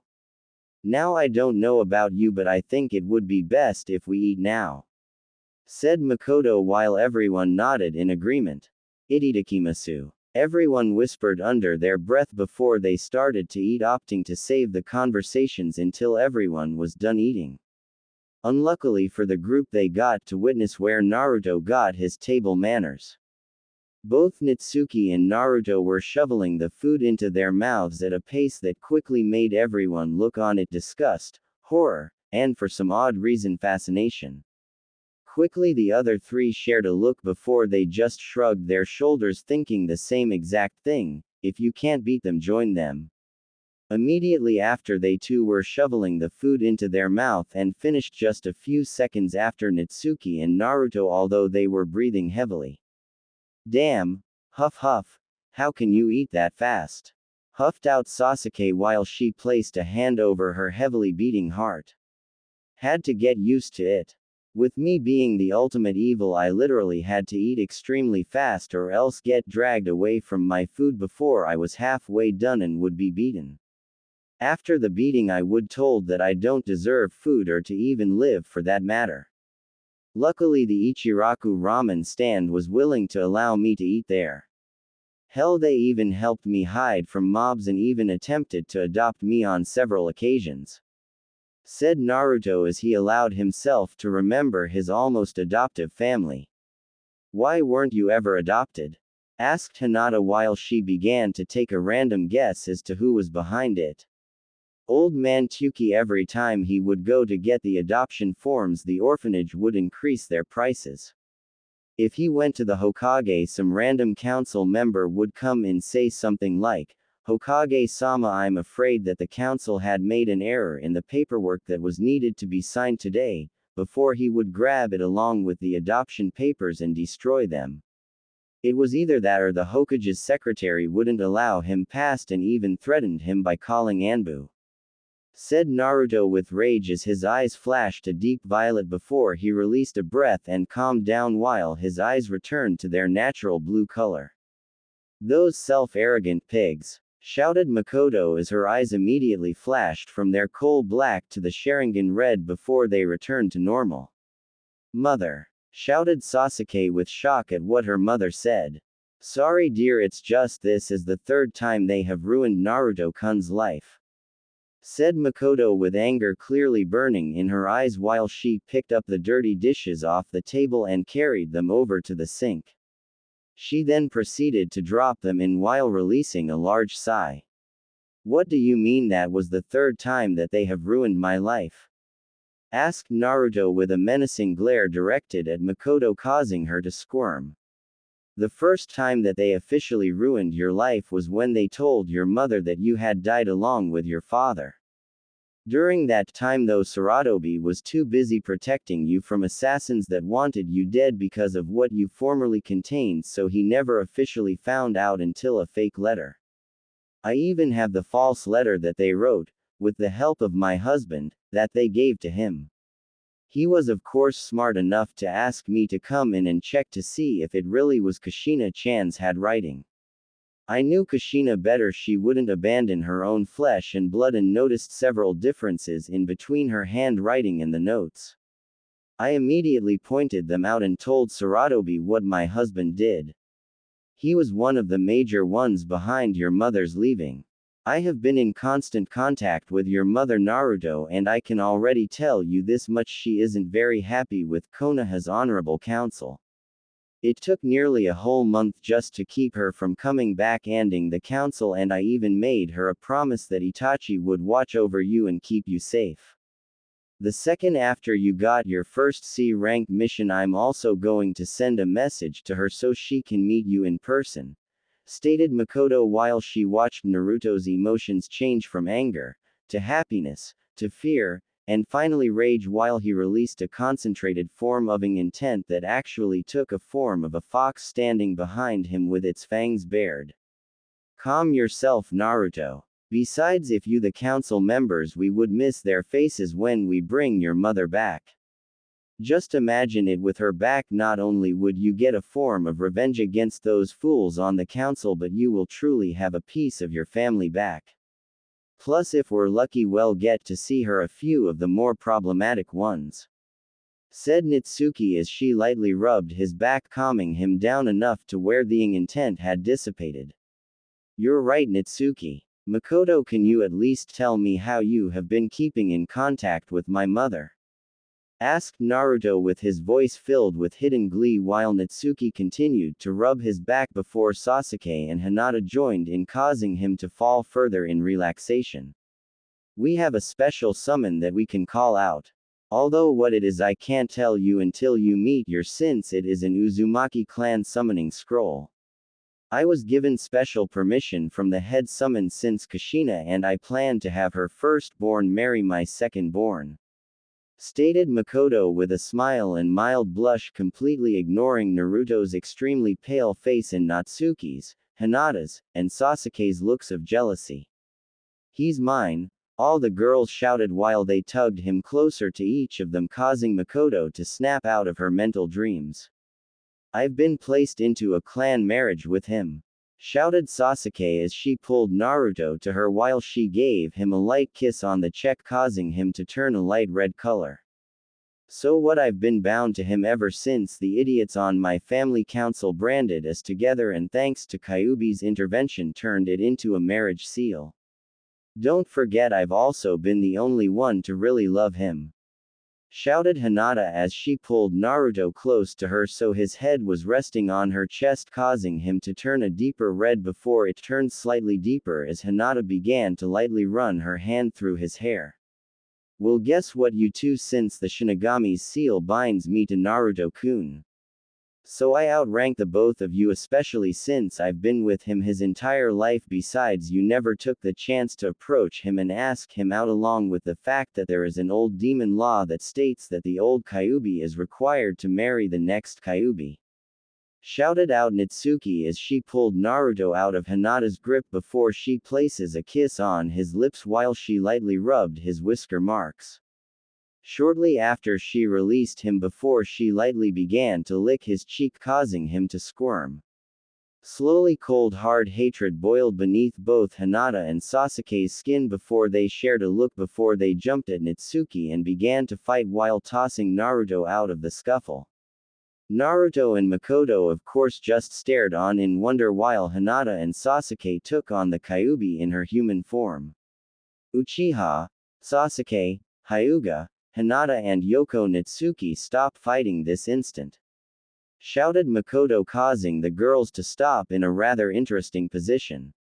Currently Natsuki was laying on her back with Hinata in a chokehold while Sasuke was behind her with her legs wrapped around Natsuki's neck while her face was locked in a chokehold as well, only with Hinata's legs.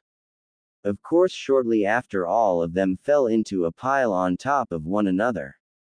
Hinata and Sasuke, you both are clan heirs, so I suggest you start acting like, and as for you Natsuki, you are a demon queen. Such squabbles like these are not appropriate for you to participate in. If anything, you should know Konoha clan's laws well enough to realize that Naruto falls under the Clan Restoration Act, meaning he can have more than one wife, stated Makoto while the girls looked at the ground in shame. Naruto on the other hand was doing his best to wrap around his mind that he would eventually have to marry more than one woman. Makoto-san, if you don't mind, could you please show me to my room? Said Naruto, who was so pale that it would have Orochimaru green with envy. Of course Naruto, and don't think you three are getting out of this scotch-free either. When I get back I want this kitchen spotless, stated Makoto as she turned back to the three lightly sighing teens before they were standing stiff as boards, shaking in fear from the intent being released. Yes ma'am, quickly answered all the girls so they wouldn't have to face Makoto's wrath. Good. Now come along Naruto, said Makoto with a smile while she led Naruto out of the room. Only one thought went through everyone's head: never piss off Makoto Uchiha ever. Silently Naruto followed Makoto through the main house before they stopped in front of a door before Makoto opened it up and walked in with Naruto following after. The room itself was a comfortable size, being only 8 by 8 room with the ceiling stretching 9 feet into the air. The wall in front of him had a sliding door that led out to a small meditation area where several sakura trees grew surrounding a small pond that had several koi fish swimming lazily with much care. The left wall was covered in bookshelves that were filled to the brim with books on cooking, forging, fuin, nin, gen, tai, and kenjutsu. Scrolls covered the shelves along with a rather impressive layer of dust. Along the wall behind him were a few dressers that had a few photo frames on them that were covered in dust while a futon lay in between the two. Finally, the right wall had a single door that undoubtedly led to his personal bathroom, while on the wall were 2 scrolls with the word tiger on the first while on the second was the word hunter. Slowly Naruto walked over to the dresser before he picked up one of the photo frames before he wiped off the dust. After wiping the dust off, a pair of violet eyes stared back at his own sapphire blue ones. Immediately after, he dropped the picture in shock while he backed up slightly. Naruto, are you alright? Asked Makoto as watched Naruto. Yeah, I'm fine. It must have been a trick of the moon's light, said Naruto as he retrieved the picture and actually looked at it. In the picture were 2 people. The first was a male that stood 5 feet 8 inches, looked to be about 20 years old, had golden blonde hair that reached to his neck while 2 bangs framed his face, and sapphire blue eyes. He was wearing a dark blue long sleeve shirt that had a red spiral on each shoulder, dark blue pants, and blue ninja sandals. Standing next to him was a woman who stood 5 feet 4 inches, looked to be at least 20 years old, had fire red hair that reached to her waist, and violet eyes. She was wearing a light blue sleeveless shirt, blue pants, and blue ninja sandals. Currently the man had his left arm wrapped lightly around the woman's shoulder while she leaned into him, cradling her stomach. Both of them had bright smiles on for the photo, but even still Naruto could tell that those were their true smiles.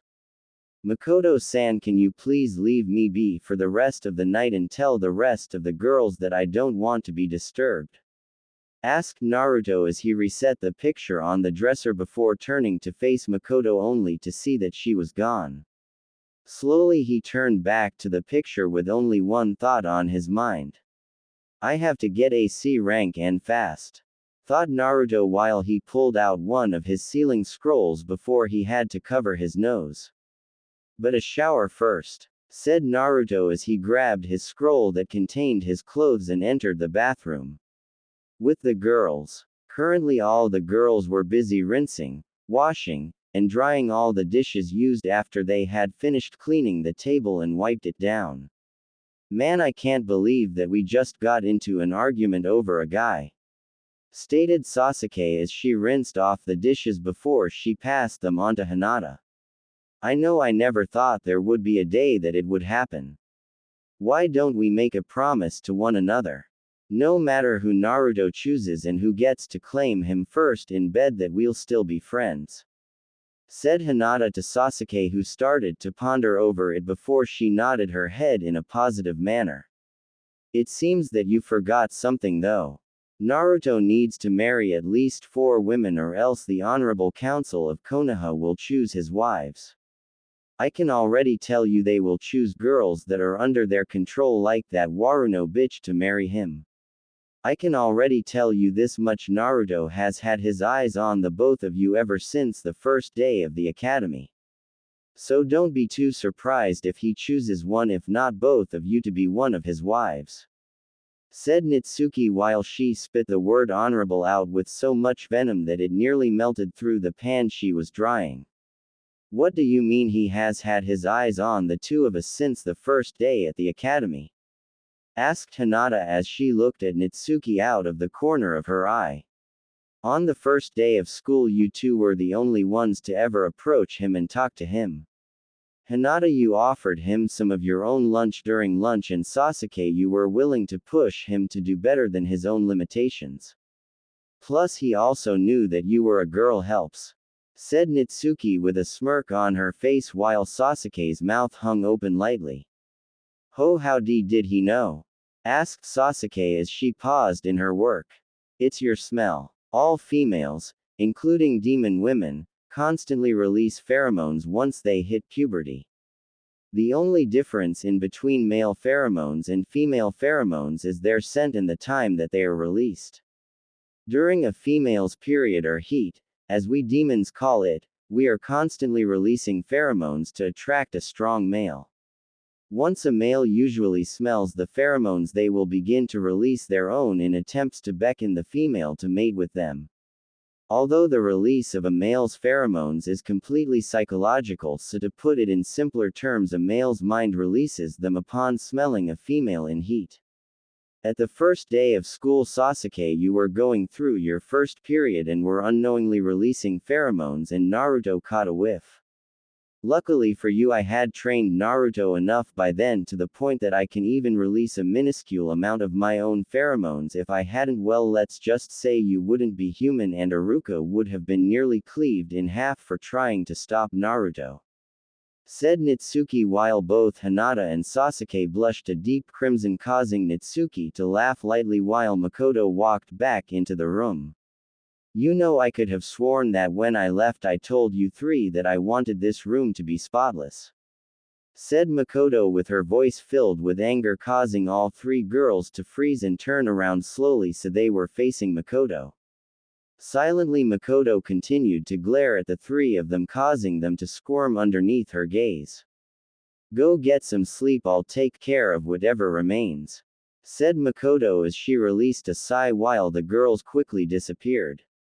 After they had disappeared, did Makoto look over what they had done only to see stacks of completely cleaned dishes standing at attention. I guess they did an okay job, thought Makoto as she started to place away the dishes before she stopped and did a double take at the pan she was holding.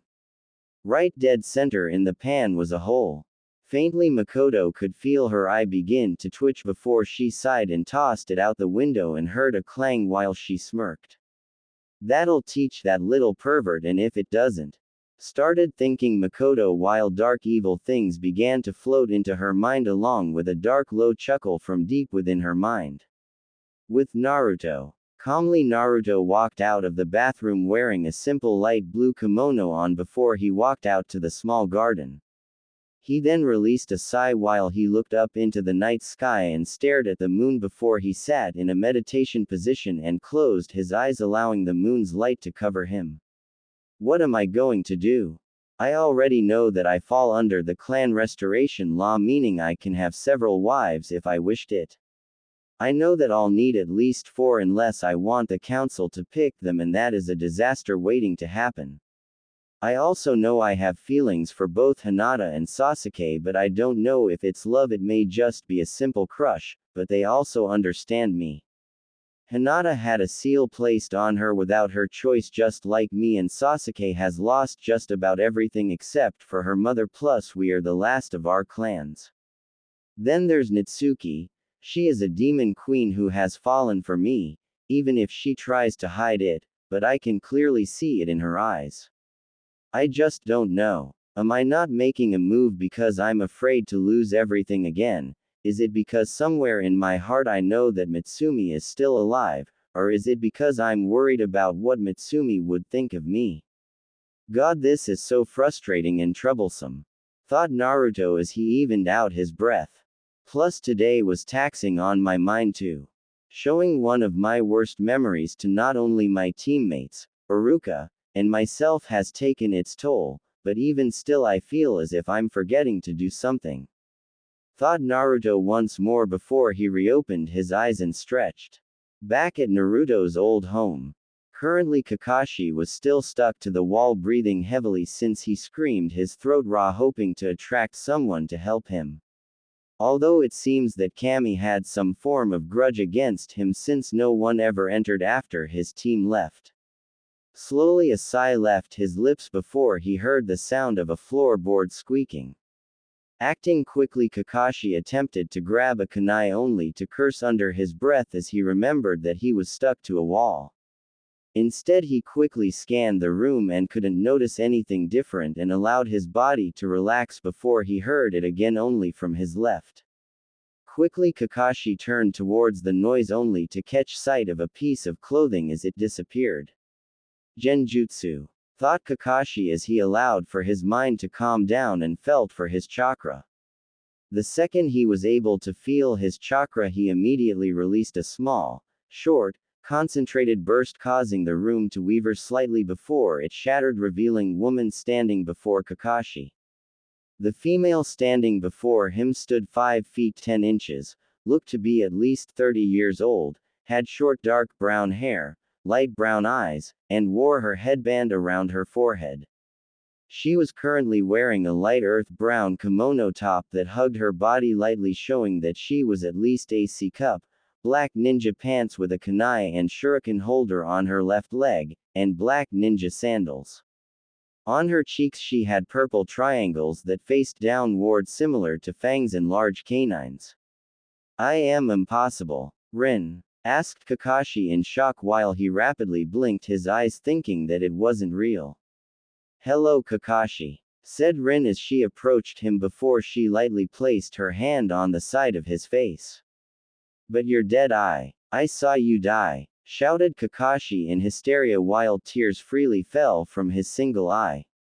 Kakashi, so long as I love you, I'll cheat death to be with you, said Rin lightly while she began to pull down his face mask so that his lower portion of his face was revealed along with his collarbone. Genkei bai za Tatsuki mai untenshi, whispered Rin while her canines lengthened while she kissed Kakashi on the lips before she transferred her mouth over his collarbone. Not wasting a single second, she swiftly bit down while she transferred chakra into the wound. After a few seconds she removed her mouth with a thin line of saliva linking her bite to her mouth before she replaced Kakashi's face mask. We'll be together soon, my love, whispered Rin while she smiled softly at Kakashi's peaceful expression before she disappeared in a whirlwind of leaves and Kakashi fell to the floor still dead asleep. Back with Naruto. Well, nothing is coming to mind, so it must have been my imagination, said Naruto as he re-entered the room and took notice of Natsuki already laying in bed asleep. Some things never change, thought Naruto with a small smile before he also got into bed. The second he was in bed, Natsuki immediately snuggled up close to him, allowing for his head to rest on her chest.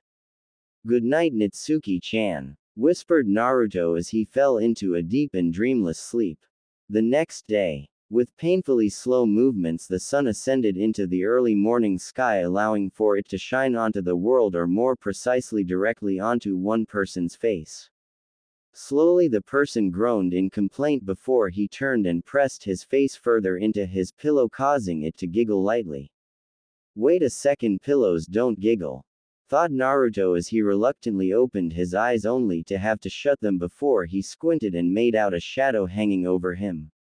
"Ah, Natsuki, what are you doing?" asked Naruto as he rubbed the sleep out of his eyes and tried to get up, only to be pushed down lightly by the figure over him. "Shish. Go back to sleep, Naruto-kun," lightly whispered a voice right next to him, causing his eyes to widen in horror. Acting on impulse, Naruto immediately pulled a kunai out from his kimono and make a quick swipe for the figure's throat, only to have it disappear. "Ah, Naruto," whined out Natsuki as she looked at him, only to see him in minor shock. "Naruto?" asked Natsuki in worry, causing Naruto to look at her. "Don't worry, it was nothing. It was possibly a ghost from my mind," said Naruto while he replaced the kunai into his kimono before he stood up. "A ghost from your mind?" questioned Natsuki as she lazily sat up, allowing the blanket that covered them to fall to the ground, showing once again that she wasn't wearing any clothes. "Yeah, it was a shadowed figure. Maybe it was a remnant of an attack I suffered that I mentally buried into my subconscious, and that yesterday's revelation of my past dug it up. My mind might have then recreated what I last saw as an illusion. Now can you please put some clothes on?" asked Naruto at the end while he grabbed his clothes and headed off towards the bathroom, with Natsuki following after. "Naruto, you know that clothing is uncomfortable against my skin. Besides, no one can say anything so long as I'm not out in public like this," retorted Natsuki while she locked the bathroom door behind her and looked around. The bathroom was relatively modest, being only 3/4 of the size of the bedroom next door. Along the left wall were 2 sinks with cabinets underneath them, a medicine cabinet above them, and enough room in between the 2 sinks for all the basic health care necessities. The right wall had 2 short wooden walls that were an even 3 feet apart from one another and held 2 showers and a single toilet.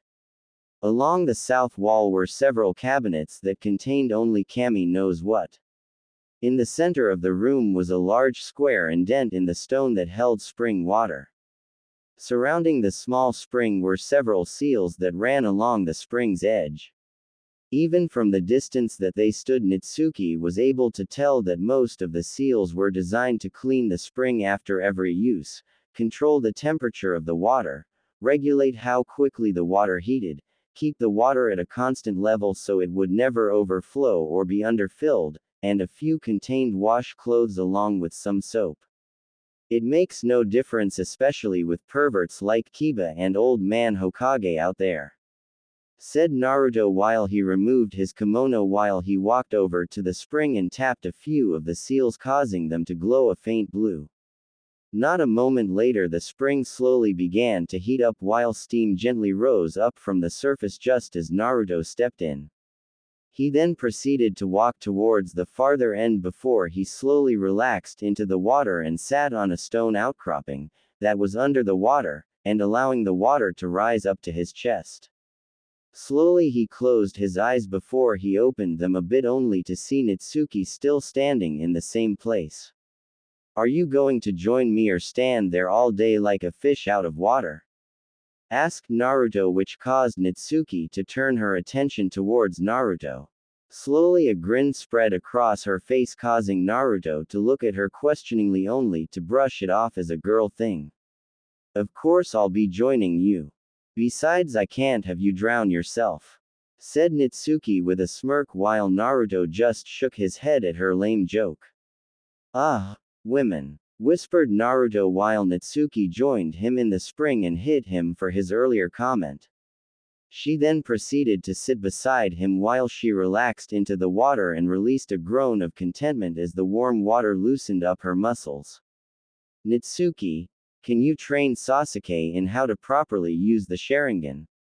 asked Naruto while he relaxed, allowing the water to work its magic in loosening up his muscles.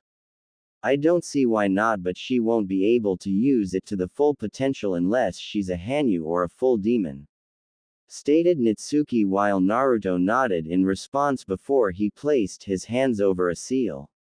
He then channeled a small amount of chakra into the seal before a rag and a bar of soap popped out. "I know, and since she isn't a demon, she won't be able to use the true Mangekyo Sharingan to the true potential without going blind," said Naruto while he lightly wetted the soap before he lightly rubbed the soap into the towel. "But you could change that," retorted Nitsuki while she grabbed the soap-covered towel before she turned Naruto around and began to wash his back. "I know, but what if she doesn't like being a demon? Once you become one or a mate to one, there is no turning back," said Naruto while Nitsuki continued to wash his back and occasionally added in a light tap on some of his muscles, allowing them to unknot themselves. "Naruto, if you're so worried about her decision, why not ask her and explain the positives and negatives of becoming a demon to her and Hinata? That way they understand what they are getting into," said Nitsuki as she finished washing his back before she turned him around, handed him the cloth, and turned around herself. "Very well, you hold two valuable points and I'll talk to them about it later today. If they agree, I'll mark them, if not, I'll just let them live out their lives naturally," said Naruto while he washed Natsuki's back and occasionally struck a muscle knot similar to how Natsuki did to him to loosen it and lightly rub it away. "Good. I also suggest testing their elemental affinity, since I have this feeling in my gut that Kakashi won't train all of you evenly. If anything, he may show favoritism to you and Sasuke since you two are related to someone from his past," said Nitsuki as she relaxed even further into Naruto as he finished washing her back.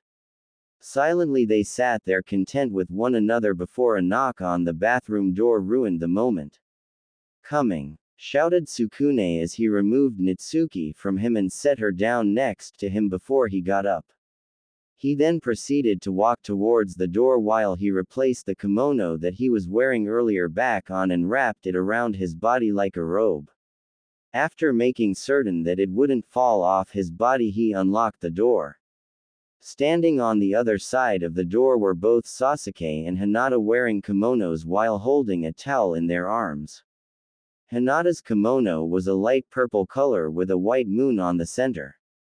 Sitting inside the moon was the image of a wolf with red tattoos covering its left side of its face, while a single tail wrapped around the base of the moon. Surrounding the moon were several kanji that mentioned all the demon clans and summoning clans.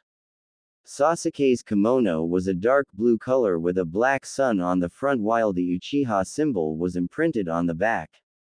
Encircling the moon was a black dragon that was eating its own tail as it guarded the moon. Written into the dragon's skin was the kanji for life, death, and slumber. "Sasuke, Hinata, how may I help you?" asked Naruto while the girls silently looked away with blushes adorning their faces. "We were kind of wondering if you would, allow us to join you in cleaning up," said Sasuke while both Hinata's and her blush grew a little darker and Naruto had a blush adorning his face. Started Naruto before Nitsuki appeared behind. "Of course you can join us. Besides, Naruto has a question for the both of you," said Nitsuki with a minor smile while she pulled Naruto out of the doorway and grabbed both girls before pulling them in as well. Shortly after, the door was shut and locked once more, only this time it also had a demon seal on the door so it could only be opened from the outside. Not even a moment after sealing the door, Natsuki immediately stripped Naruto of his kimono before she dragged Naruto with her towards the spring and tossed him in. She then proceeded to follow after while Naruto resurfaced with his hair hanging in his face. After getting in, she grabbed Naruto by his hair and dragged him over to the ledge he occupied earlier before sitting him down there and sitting next to him while resting her head against his shoulder. Lazily, Natsuki opened her eyes and looked over to the girls who were doing their best to hide their blushes. "Don't just stand there. Either you can get in willingly or I'll do the same thing that I did to Naruto to the two of you," said Natsuki with irritancy, causing the two to look on in minor shock. Acting quickly unless they wanted the wrath of Natsuki after them, they quickly stripped of their kimonos and allowed for them to pool on the ground around them. Naruto of course had a much deeper blush on his face before he looked into the water while the girls covered their bodies with their arms and walked into the spring and sat close to Naruto but still kept a fair distance away from him. "So Naruto, what did you want to talk to us about?" asked Hinata as she looked away from Naruto with a blush still adorning her face. "Yeah, I do. All I ask is that you let me explain everything before you make any protests or ask any questions," asked Naruto while he looked at the girls after finally getting his blush under control. "Of course. You have our word as ninja and clan heirs," said both girls while the motion for him to begin. "I was wondering if you would consider becoming Hanyas. I can already tell you that this would have several benefits for the both of you. Becoming a Hanyu will give you extra flexibility, larger chakra pools, demonic chakra, increased life, and you wouldn't be able to age after reaching 20. The bad things are, for starters, you would be considered an outcast in both the human world and the demon world, the extreme loving and spilling blood, and heat. Sasuke, there is an extra positive for this though. If you were to ever be able to achieve the Mangekyo Sharingan, it would deteriorate until you were left blind, but if you became a half-demon, the Mangekyo would never deteriorate. This may also have an effect on you, Hinata. For all I know and what Natsuki knows, the extra demonic chakra may increase the power of your Byakugan and the ultimate form as well to an unknown degree," said Naruto as he took a minor breather while the two girls looked at one another. "Naruto, if you turn us into Hanyas, will we get extra features, and will this officially consider us mates in demonic terms?" asked Sasuke while curiosity and Hinata nodding in agreement. "Well, to answer your first question, yes, you will gain fox ears, tails, and claws. The demonic chakra may also slightly enhance your metabolism, which would cause you to grow slightly. As for your second question, yes, you will be considered mates in demonic terms, but you won't be officially recognized as mates until you each birth a child," said Natsuki calmly, since she had been prepared by her mother to officially take on a mate at some point in her life. "We agree," stated both the girls after a few moments, causing Naruto to look at them in confusion and shock. "What?" shouted Naruto while the girls giggled at his antics. "We said that we agree. We see nothing wrong with what you're saying, besides all the positives outweigh the negatives. Sure, we'll be considered outcasts, but then isn't everyone considered an outcast?" stated the girls without any hesitation while wearing grins of happiness. "I guess you're right, but you won't become Hanyas, you'll become full-blooded demons. Meaning certain emotions will be far easier to trigger, such as anger, jealousy, lust, envy, and pride, but if this is what you want, I won't argue. I already know that I'll lose," said Naruto with a small smile on his face, which caused everyone to break out with a smile of their own. "So how exactly will we be changed?" asked Sasuke while Hinata also paid very close attention to what was to be mentioned. "Becoming a Hanyu is different from becoming a demon. To become a Hanyu, a demon's blood needs to be injected directly into the bloodstream of a human. The only way to turn a human into a demon is to have them drink the blood of a demon, and then they have to be marked by the same demon. said Naruto without hesitation while the girls turned slightly pale but swallowed their disgust and fear. I'll go first, offered up Hinata as she stood up, allowing for the water that hung on her body flow down. She then walked over to Naruto before she sat on his lap and held his head in her hands and stared into his endless sapphire blue eyes. Swallowing heavily, Naruto lightly cupped Hinata's face in his own hands before he pulled her face closer to his. Quickly stealing his resolve, Naruto bit down on his tongue hard enough for blood to be drawn before he allowed for it to pool in his mouth. Once he had enough, he quickly kissed Hinata on the lips while he gently coaxed her into opening her mouth. Luckily, he didn't need to wait long before Hinata lightly moaned into the kiss, opening her mouth wide enough for Naruto to slip his tongue into her mouth and allow for blood to flow along his tongue into Hinata's mouth. Shortly after, all the blood was either in Hinata's mouth or in her throat as Naruto released her from the kiss with only a thin string of blood-colored saliva connecting them before he gently pushed Hinata's head back, exposing her neck to him. Acting quickly, Naruto lightly kissed Hinata on the neck while feeling her pulse increase before he swiftly bit down and channeled chakra into the bit while drinking a small amount of her blood. After a couple of seconds, he gently released her before he set her down next to him and backed away. Silently, everyone waited for a few moments before Hinata's chakra began to swirl around her and changed from its dull light blue into a vibrant white with blue streaks. Not a moment later, the chakra completely consumed her as it flared before it died a few seconds later. Now standing in front of the small group was a female, stood 4 feet 3 inches, looked to be still 12 years old, had midnight blue hair with a few streaks of pure white and ocean blue mixed in, and white pupilless eyes. She was of course still showing that her bosom size was at least a C cup, her skin was a nearly transparent white, and her hips were a medium size. Sitting atop her head were a pair of fox ears that matched the same color scheme of her hair, while lazily floating in the water beside her was a single fox tail that was a midnight blue, while the tip was a pure white with a second tip being a light blue. Her hands no longer had nails but rather short claws, and they also assumed that it was the same for her feet as well. Imprinted on her neck was a symbol of a golden yellow 9-tailed fox with its tails wrapping around her neck. Slowly, Hinata released a low groan as she slowly stood up before she swayed on her feet and sat back down before she looked around her and her eyes landed on Naruto. "How do you feel, Hinata?" asked Naruto with concern. "I feel fine, but this headache is annoying," whined out Hinata as she rubbed her head and coincidentally her new ears, causing her to get lost in own form of pleasure. "The headache is understandable since it's your mind getting used to the new advanced hearing, smell, taste, sight, and feeling," chuckled out Naruto while he gently grabbed Hinata's hands and placed them at her side.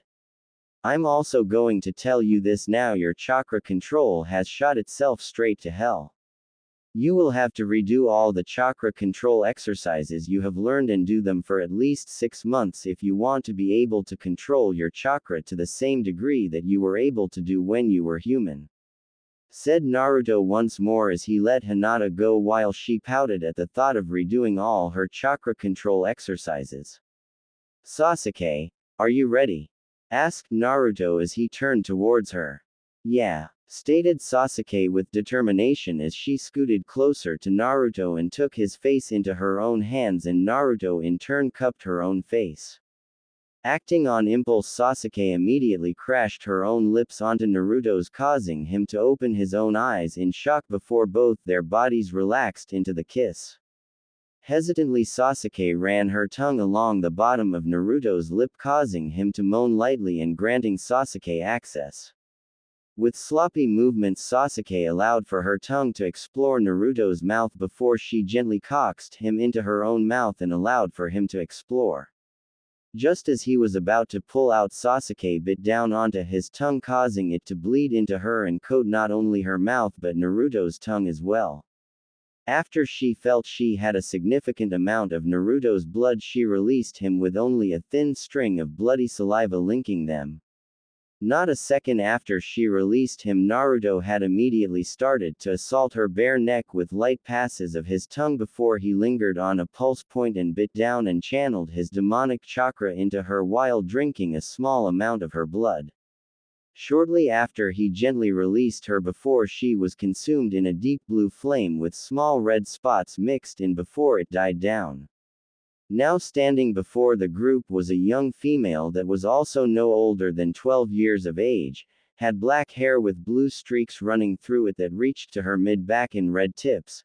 Her eyes were a coal black with a thin almost transparent red streak running through the center, and she stood 4 feet 5 inches, and she was also slightly more built with her muscle showing, giving her an athletic build. She was of course wearing nothing, so everyone was able to tell she had at least a C cup if not nearly a D cup bust and wide hips. Sitting atop her head were a pair of fox ears that were a slightly dark blue with red tips that matched her hair. Floating behind her was a similar dark blue tail with a red tip, and her hands no longer had nails but claws that only extended out only an inch and looked to be retractable. The group also guessed the same could be for her feet. Imprinted on her neck was a symbol of a golden yellow nine-tailed fox with its tails wrapping around her neck. Sasuke started Naruto before he was stopped by a delicate claw lightly placed on top of his lips.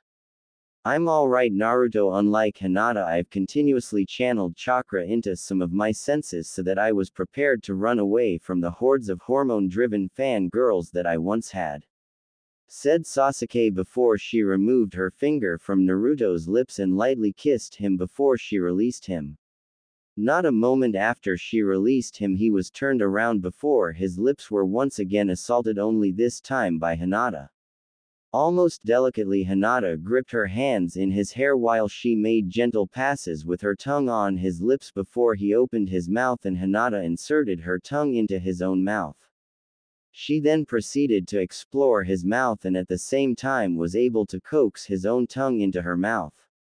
The second his tongue entered her mouth, Hinata allowed for him to explore her own mouth and leaned in further into the kiss when he passed over a particular spot in her mouth. Sadly, the kiss had to be cut short because of a necessity called oxygen. Even as they pulled apart, they were breathing heavily before tears of blood began to fall from Naruto's eyes. I don't understand. How can you love someone like me? You could have all found someone better, yet you chose me. Why? Asked Naruto as tears of blood continued to fall from his eyes while both Hinata and Sasuke gently hugged him while they lightly licked away his tears. Naruto, we love you because you've had the whole village against you, yet no matter what they did to you, you would ignore it and continue on with your life. Once you finally had enough, you took a stand for not only for your own revenge but also for how the village would mistreat anyone who became your friend, and despite what you have become, you have remained humble. You don't flaunt your power like the Hyuga and Uchiha do, but you rather hide yourself and make yourself seem weak so that people would underestimate you.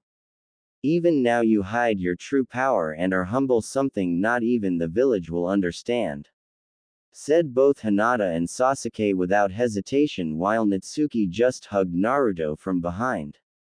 Thank you, whispered Naruto while his tears slowed before they finally stopped, but even still the girls wouldn't stop licking his cheeks.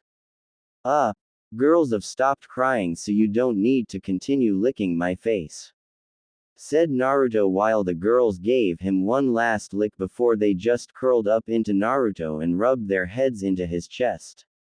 You know that we have about an hour to get to the training grounds so that we can take our test against Kakashi, said Naruto, causing the girls to look up at him lazily before they closed their eyes once more. I don't really see the big deal, after all he was late 3 hours the other day, said Sasuke with a calm and relaxed tone, which possibly means that he is late to everything by at least 3 hours, stated Hinata also with a calm and relaxed tone. It doesn't matter, he is still our Jonin sensei, and think of it like this. If he is late every day by at least 3 hours, we can use that time for me to help you train in using your demonic chakra.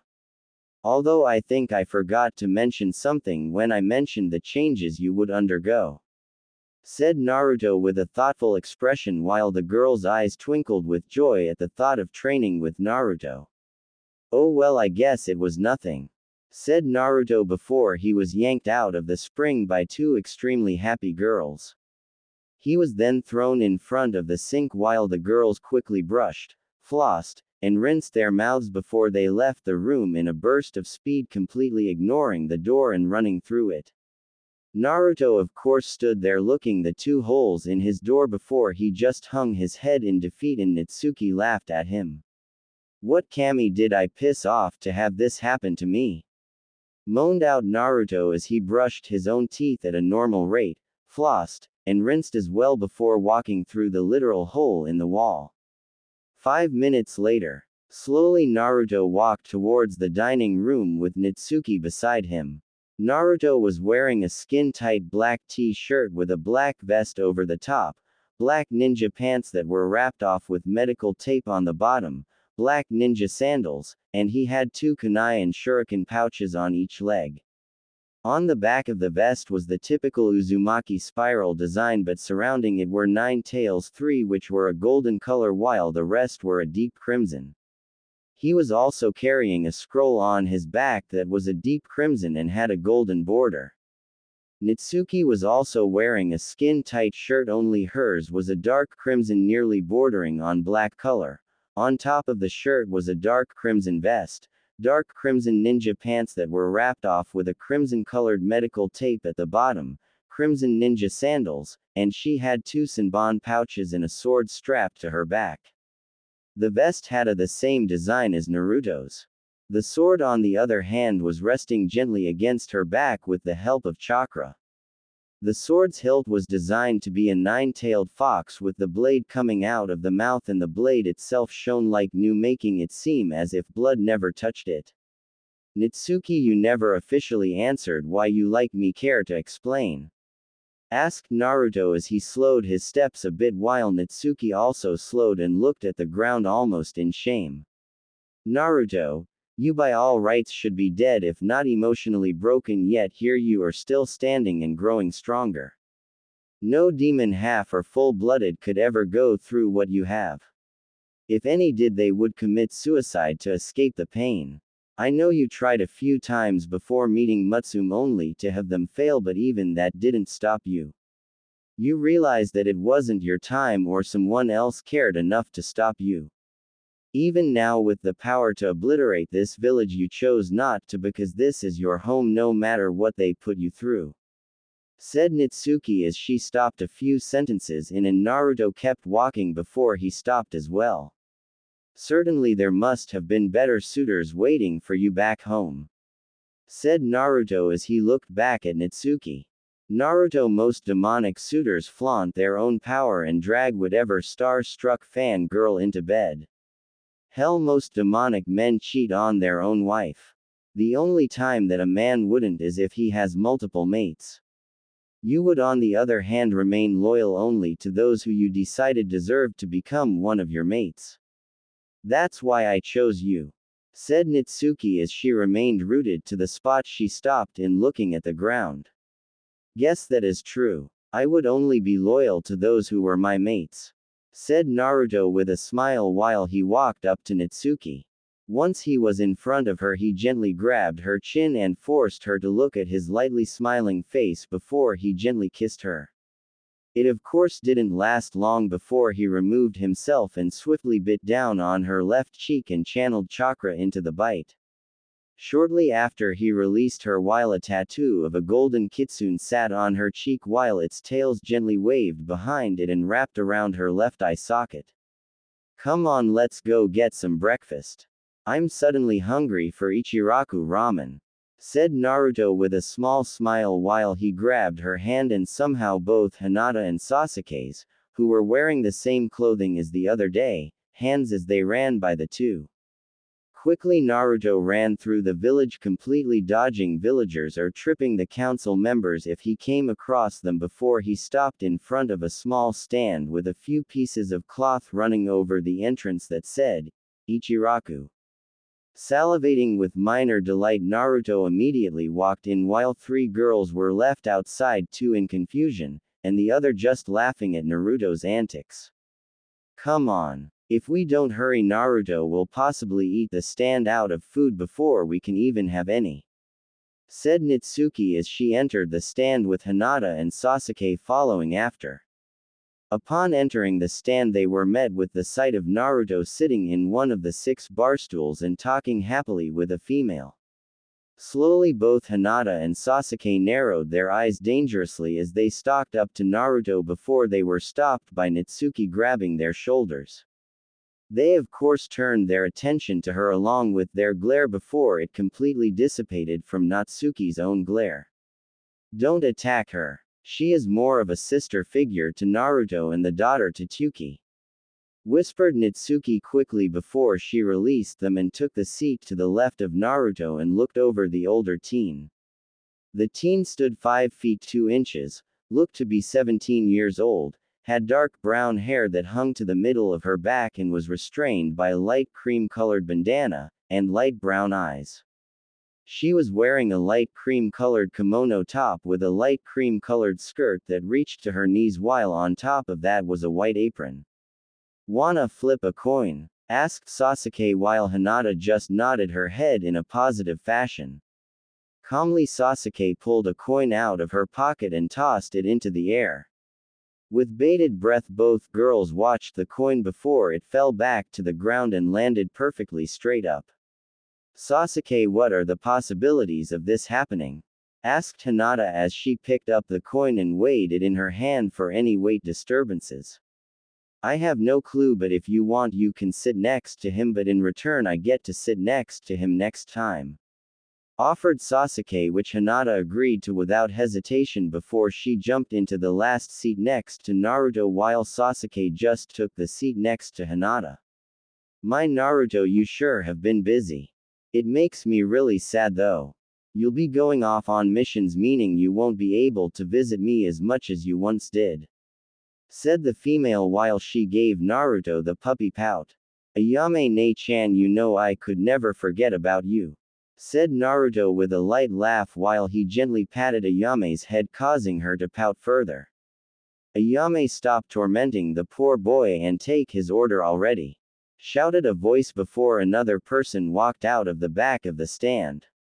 This person was a male that looked to be at least 43 years old, stood 5 feet 5 inches, had gray hair that was only noticeable on the sides and back of his head since the rest of it was covered by light cream-colored hat, and his eyes were completely shut.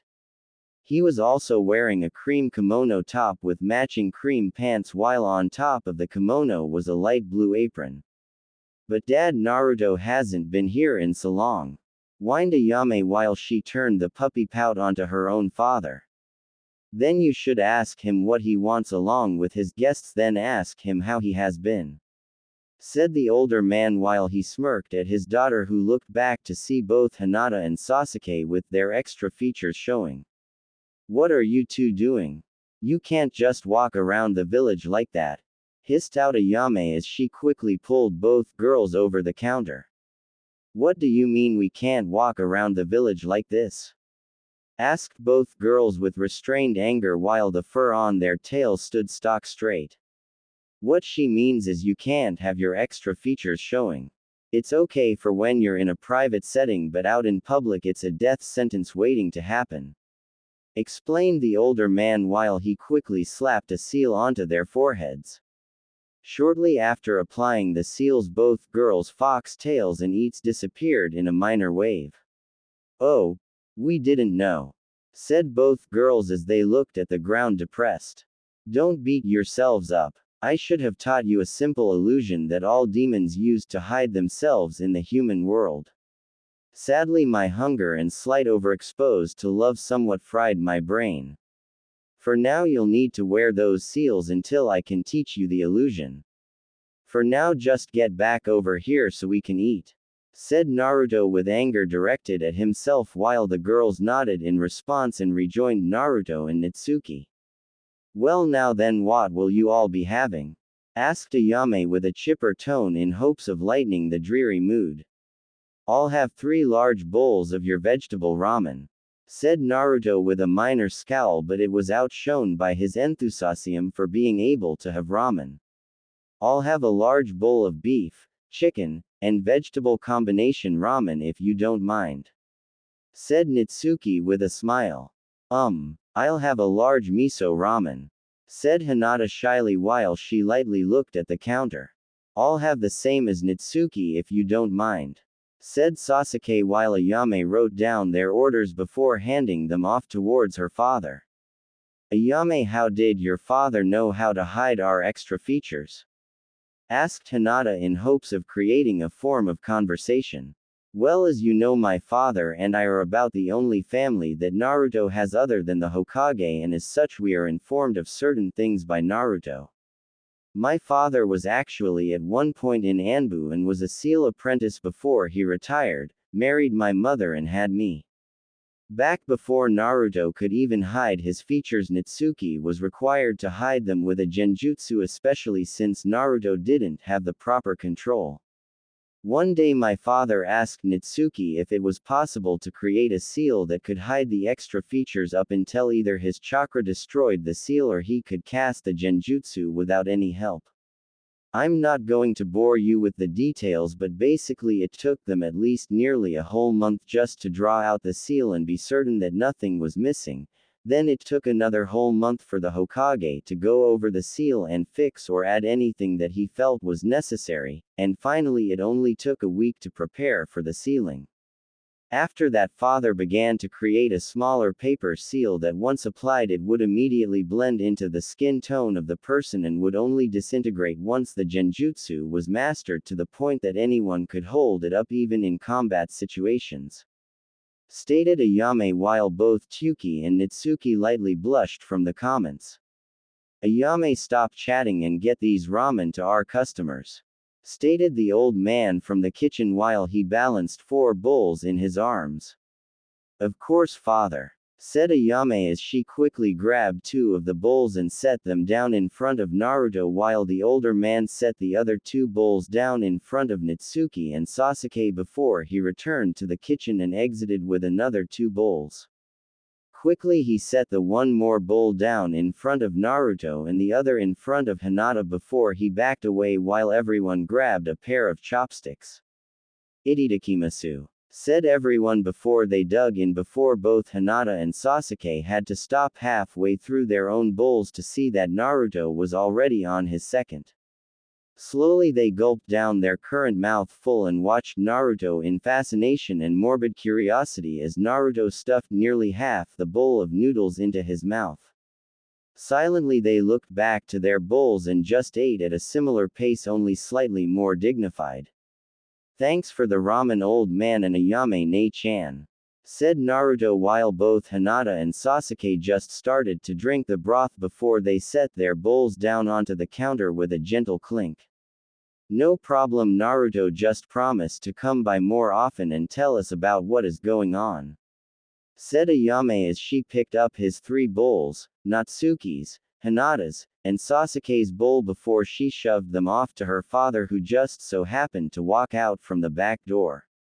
We'll be certain to stop by after every mission, Ayame-san, said both Hinata and Sasuke as they got out of their seats. Please just call me Ayame or Ne-chan. After all, you are going to be 2 of Naruto's wives, said Ayame while she gave them a small wink with a small laugh as Naruto and Natsuki left the stand. Oh, okay, Ayame, said both girls once more before they followed after Naruto and Natsuki. Luckily, it didn't take them long to catch up to the 2 others before they were off towards the 7th training grounds while talking over what the test would be. If you ask me, it may be a test of skill so he can see how we rank, how we react in combat, and possibly to the death of a teammate, said Sasuke while the others listened while they thought over what the test was. It could also be a test of teamwork to assure that we wouldn't abandon a comrade in the thick of battle. That was what the foundation of Konoha was built upon, said Hinata as she held a few points in her saying. If you ask me, it will be a combination of the 2. said Naruto as they stopped on a small bridge that went over a small creek into the training ground. The training ground was a large open space with another creek on the other side of the grounds, while both the left and right side were covered with forest. In front of the right forest were 3 logs which were firmly planted in the ground, while behind them was a black stone with several names imprinted on the surface. Standing in front of the stone was Kakashi. "Hey Kakashi-sensei!" shouted Sasuke, completely forgetting about Hinata, Naruto, Natsuki, and her own advanced hearing, which pretty much floored them. Silently Kakashi turned to them before a small eye smile stretched on his only noticeable portion of his face before he flash stepped so he was in front of his team. "Good morning, team. Are you ready for your test?" asked Kakashi while everyone slowly stood back up while lightly nodding their heads. "Good. Now then, your test is simple. All you have to do is get these 2 bells from me before this timer goes off directly at noon," said Kakashi as he pulled out 2 bells from his back pouch and then a small clock that showed it was clearly 11 o'clock. Not a second after, he quickly flash stepped so he was standing beside the 3 posts. He then proceeded to set the clock down before tying the 2 bells onto his waist. Kakashi-sensei, what happens if we don't get a bell and why are there only 2? Asked Hinata while she mentally went back to what she said about the test being about teamwork. "Well, if you don't get a bell before the timer goes off, you will be tied to one of these posts, while the other 2 of you will be allowed to have one of the 2 lunches I packed for you. Also, if you don't get a bell, you will be sent back to the Ninja Academy. Oh, and one last thing, come at me with the intent to. Now then, 3, 2, 1, Tatakai," stated Kakashi while everyone immediately jumped into the surrounding scenery, all except for Naruto. Well, it seems that they have hiding down, although Naruto could use some work, thought Kakashi while he gently slid 2 kunai out from his sleeves and quickly put them into a reverse grip. "Here I come, Kakashi-sensei," whispered Naruto before 4 more of him popped into existence beside him. Calmly Naruto lifted his hand before he brought it down in a downward strike along with a blade of wind that traveled straight towards Kakashi, causing his single eye to widen as he jumped out of the way just barely in the nick of time. Not a moment later, he felt something strike him from behind, sending him flying towards the forest just as several kunai and shuriken came flying towards. Quickly thinking on the fly, Kakashi replaced himself with a Naruto clone that was close to the real Naruto. Running on autopilot, Kakashi then grabbed Naruto's shirt collar before following it up with 3 quick knees to his stomach before spinning him and letting go of him. Slowly Kakashi released a silent breath before he had to jump to the left to dodge a fireball that blew up where he formerly stood, while also sending boulders flying into the air. Not a moment later, Natsuki appeared behind the boulders before she just lightly tapped them and sent them flying straight towards Kakashi, forcing him to quickly replace himself with a poor defenseless log that was crushed into Kindle. "They're really aiming to me," thought Kakashi before he had to grab a wrist and quickly pinned the person to the ground while he held his knee to the back of her head. Patience is a ninja's greatest ally," said Kakashi. "So is deception, Kakashi," replied the girl before she puffed out of existence and the place around him wavered lightly before completely dispelling. The area was the same except for the fact he couldn't detect his students' chakra signatures. Lightly getting up, he cautiously walked towards the middle of the field and looked around in hopes of noticing something out of place. "Ninja art. 10,000 years of death," lightly whispered Naruto as he rose up out of the ground behind Kakashi with his hands in the Tora symbol before he shoved them up into Hi's sand, released the chakra. The result was rather comical, since the only part of Kakashi that could be seen was his right eye, and it seemed to show a combination of surprise, shock, horror, and fear all mixed into that one area before he was sent flying towards the creek before he landed in it. It only took him a couple seconds to resurface, but by that time Hinata had already walked towards the water with the devil's smile on her face. Water style. Multi-water dragon jutsu. Stated Hinata as 7 dragons made of water surrounded Kakashi with their deep yellow eyes glaring down at Kakashi. Not wasting a minute, Kakashi immediately jumped into the air knowing that the dragons couldn't reach him up there before his eyes widened in shock as all the dragons started to fire human-sized water bullets at him. Kaden. Grand Fireball Jutsu. Stated Kakashi as he quickly performed the hand signs, removed his mask slightly before breathing out a large fireball. Futon. Great breakthrough. Said Kakashi once more as winds came from behind him and struck the fireball, increasing its heat and size before it stuck the water balls, creating a minor explosion.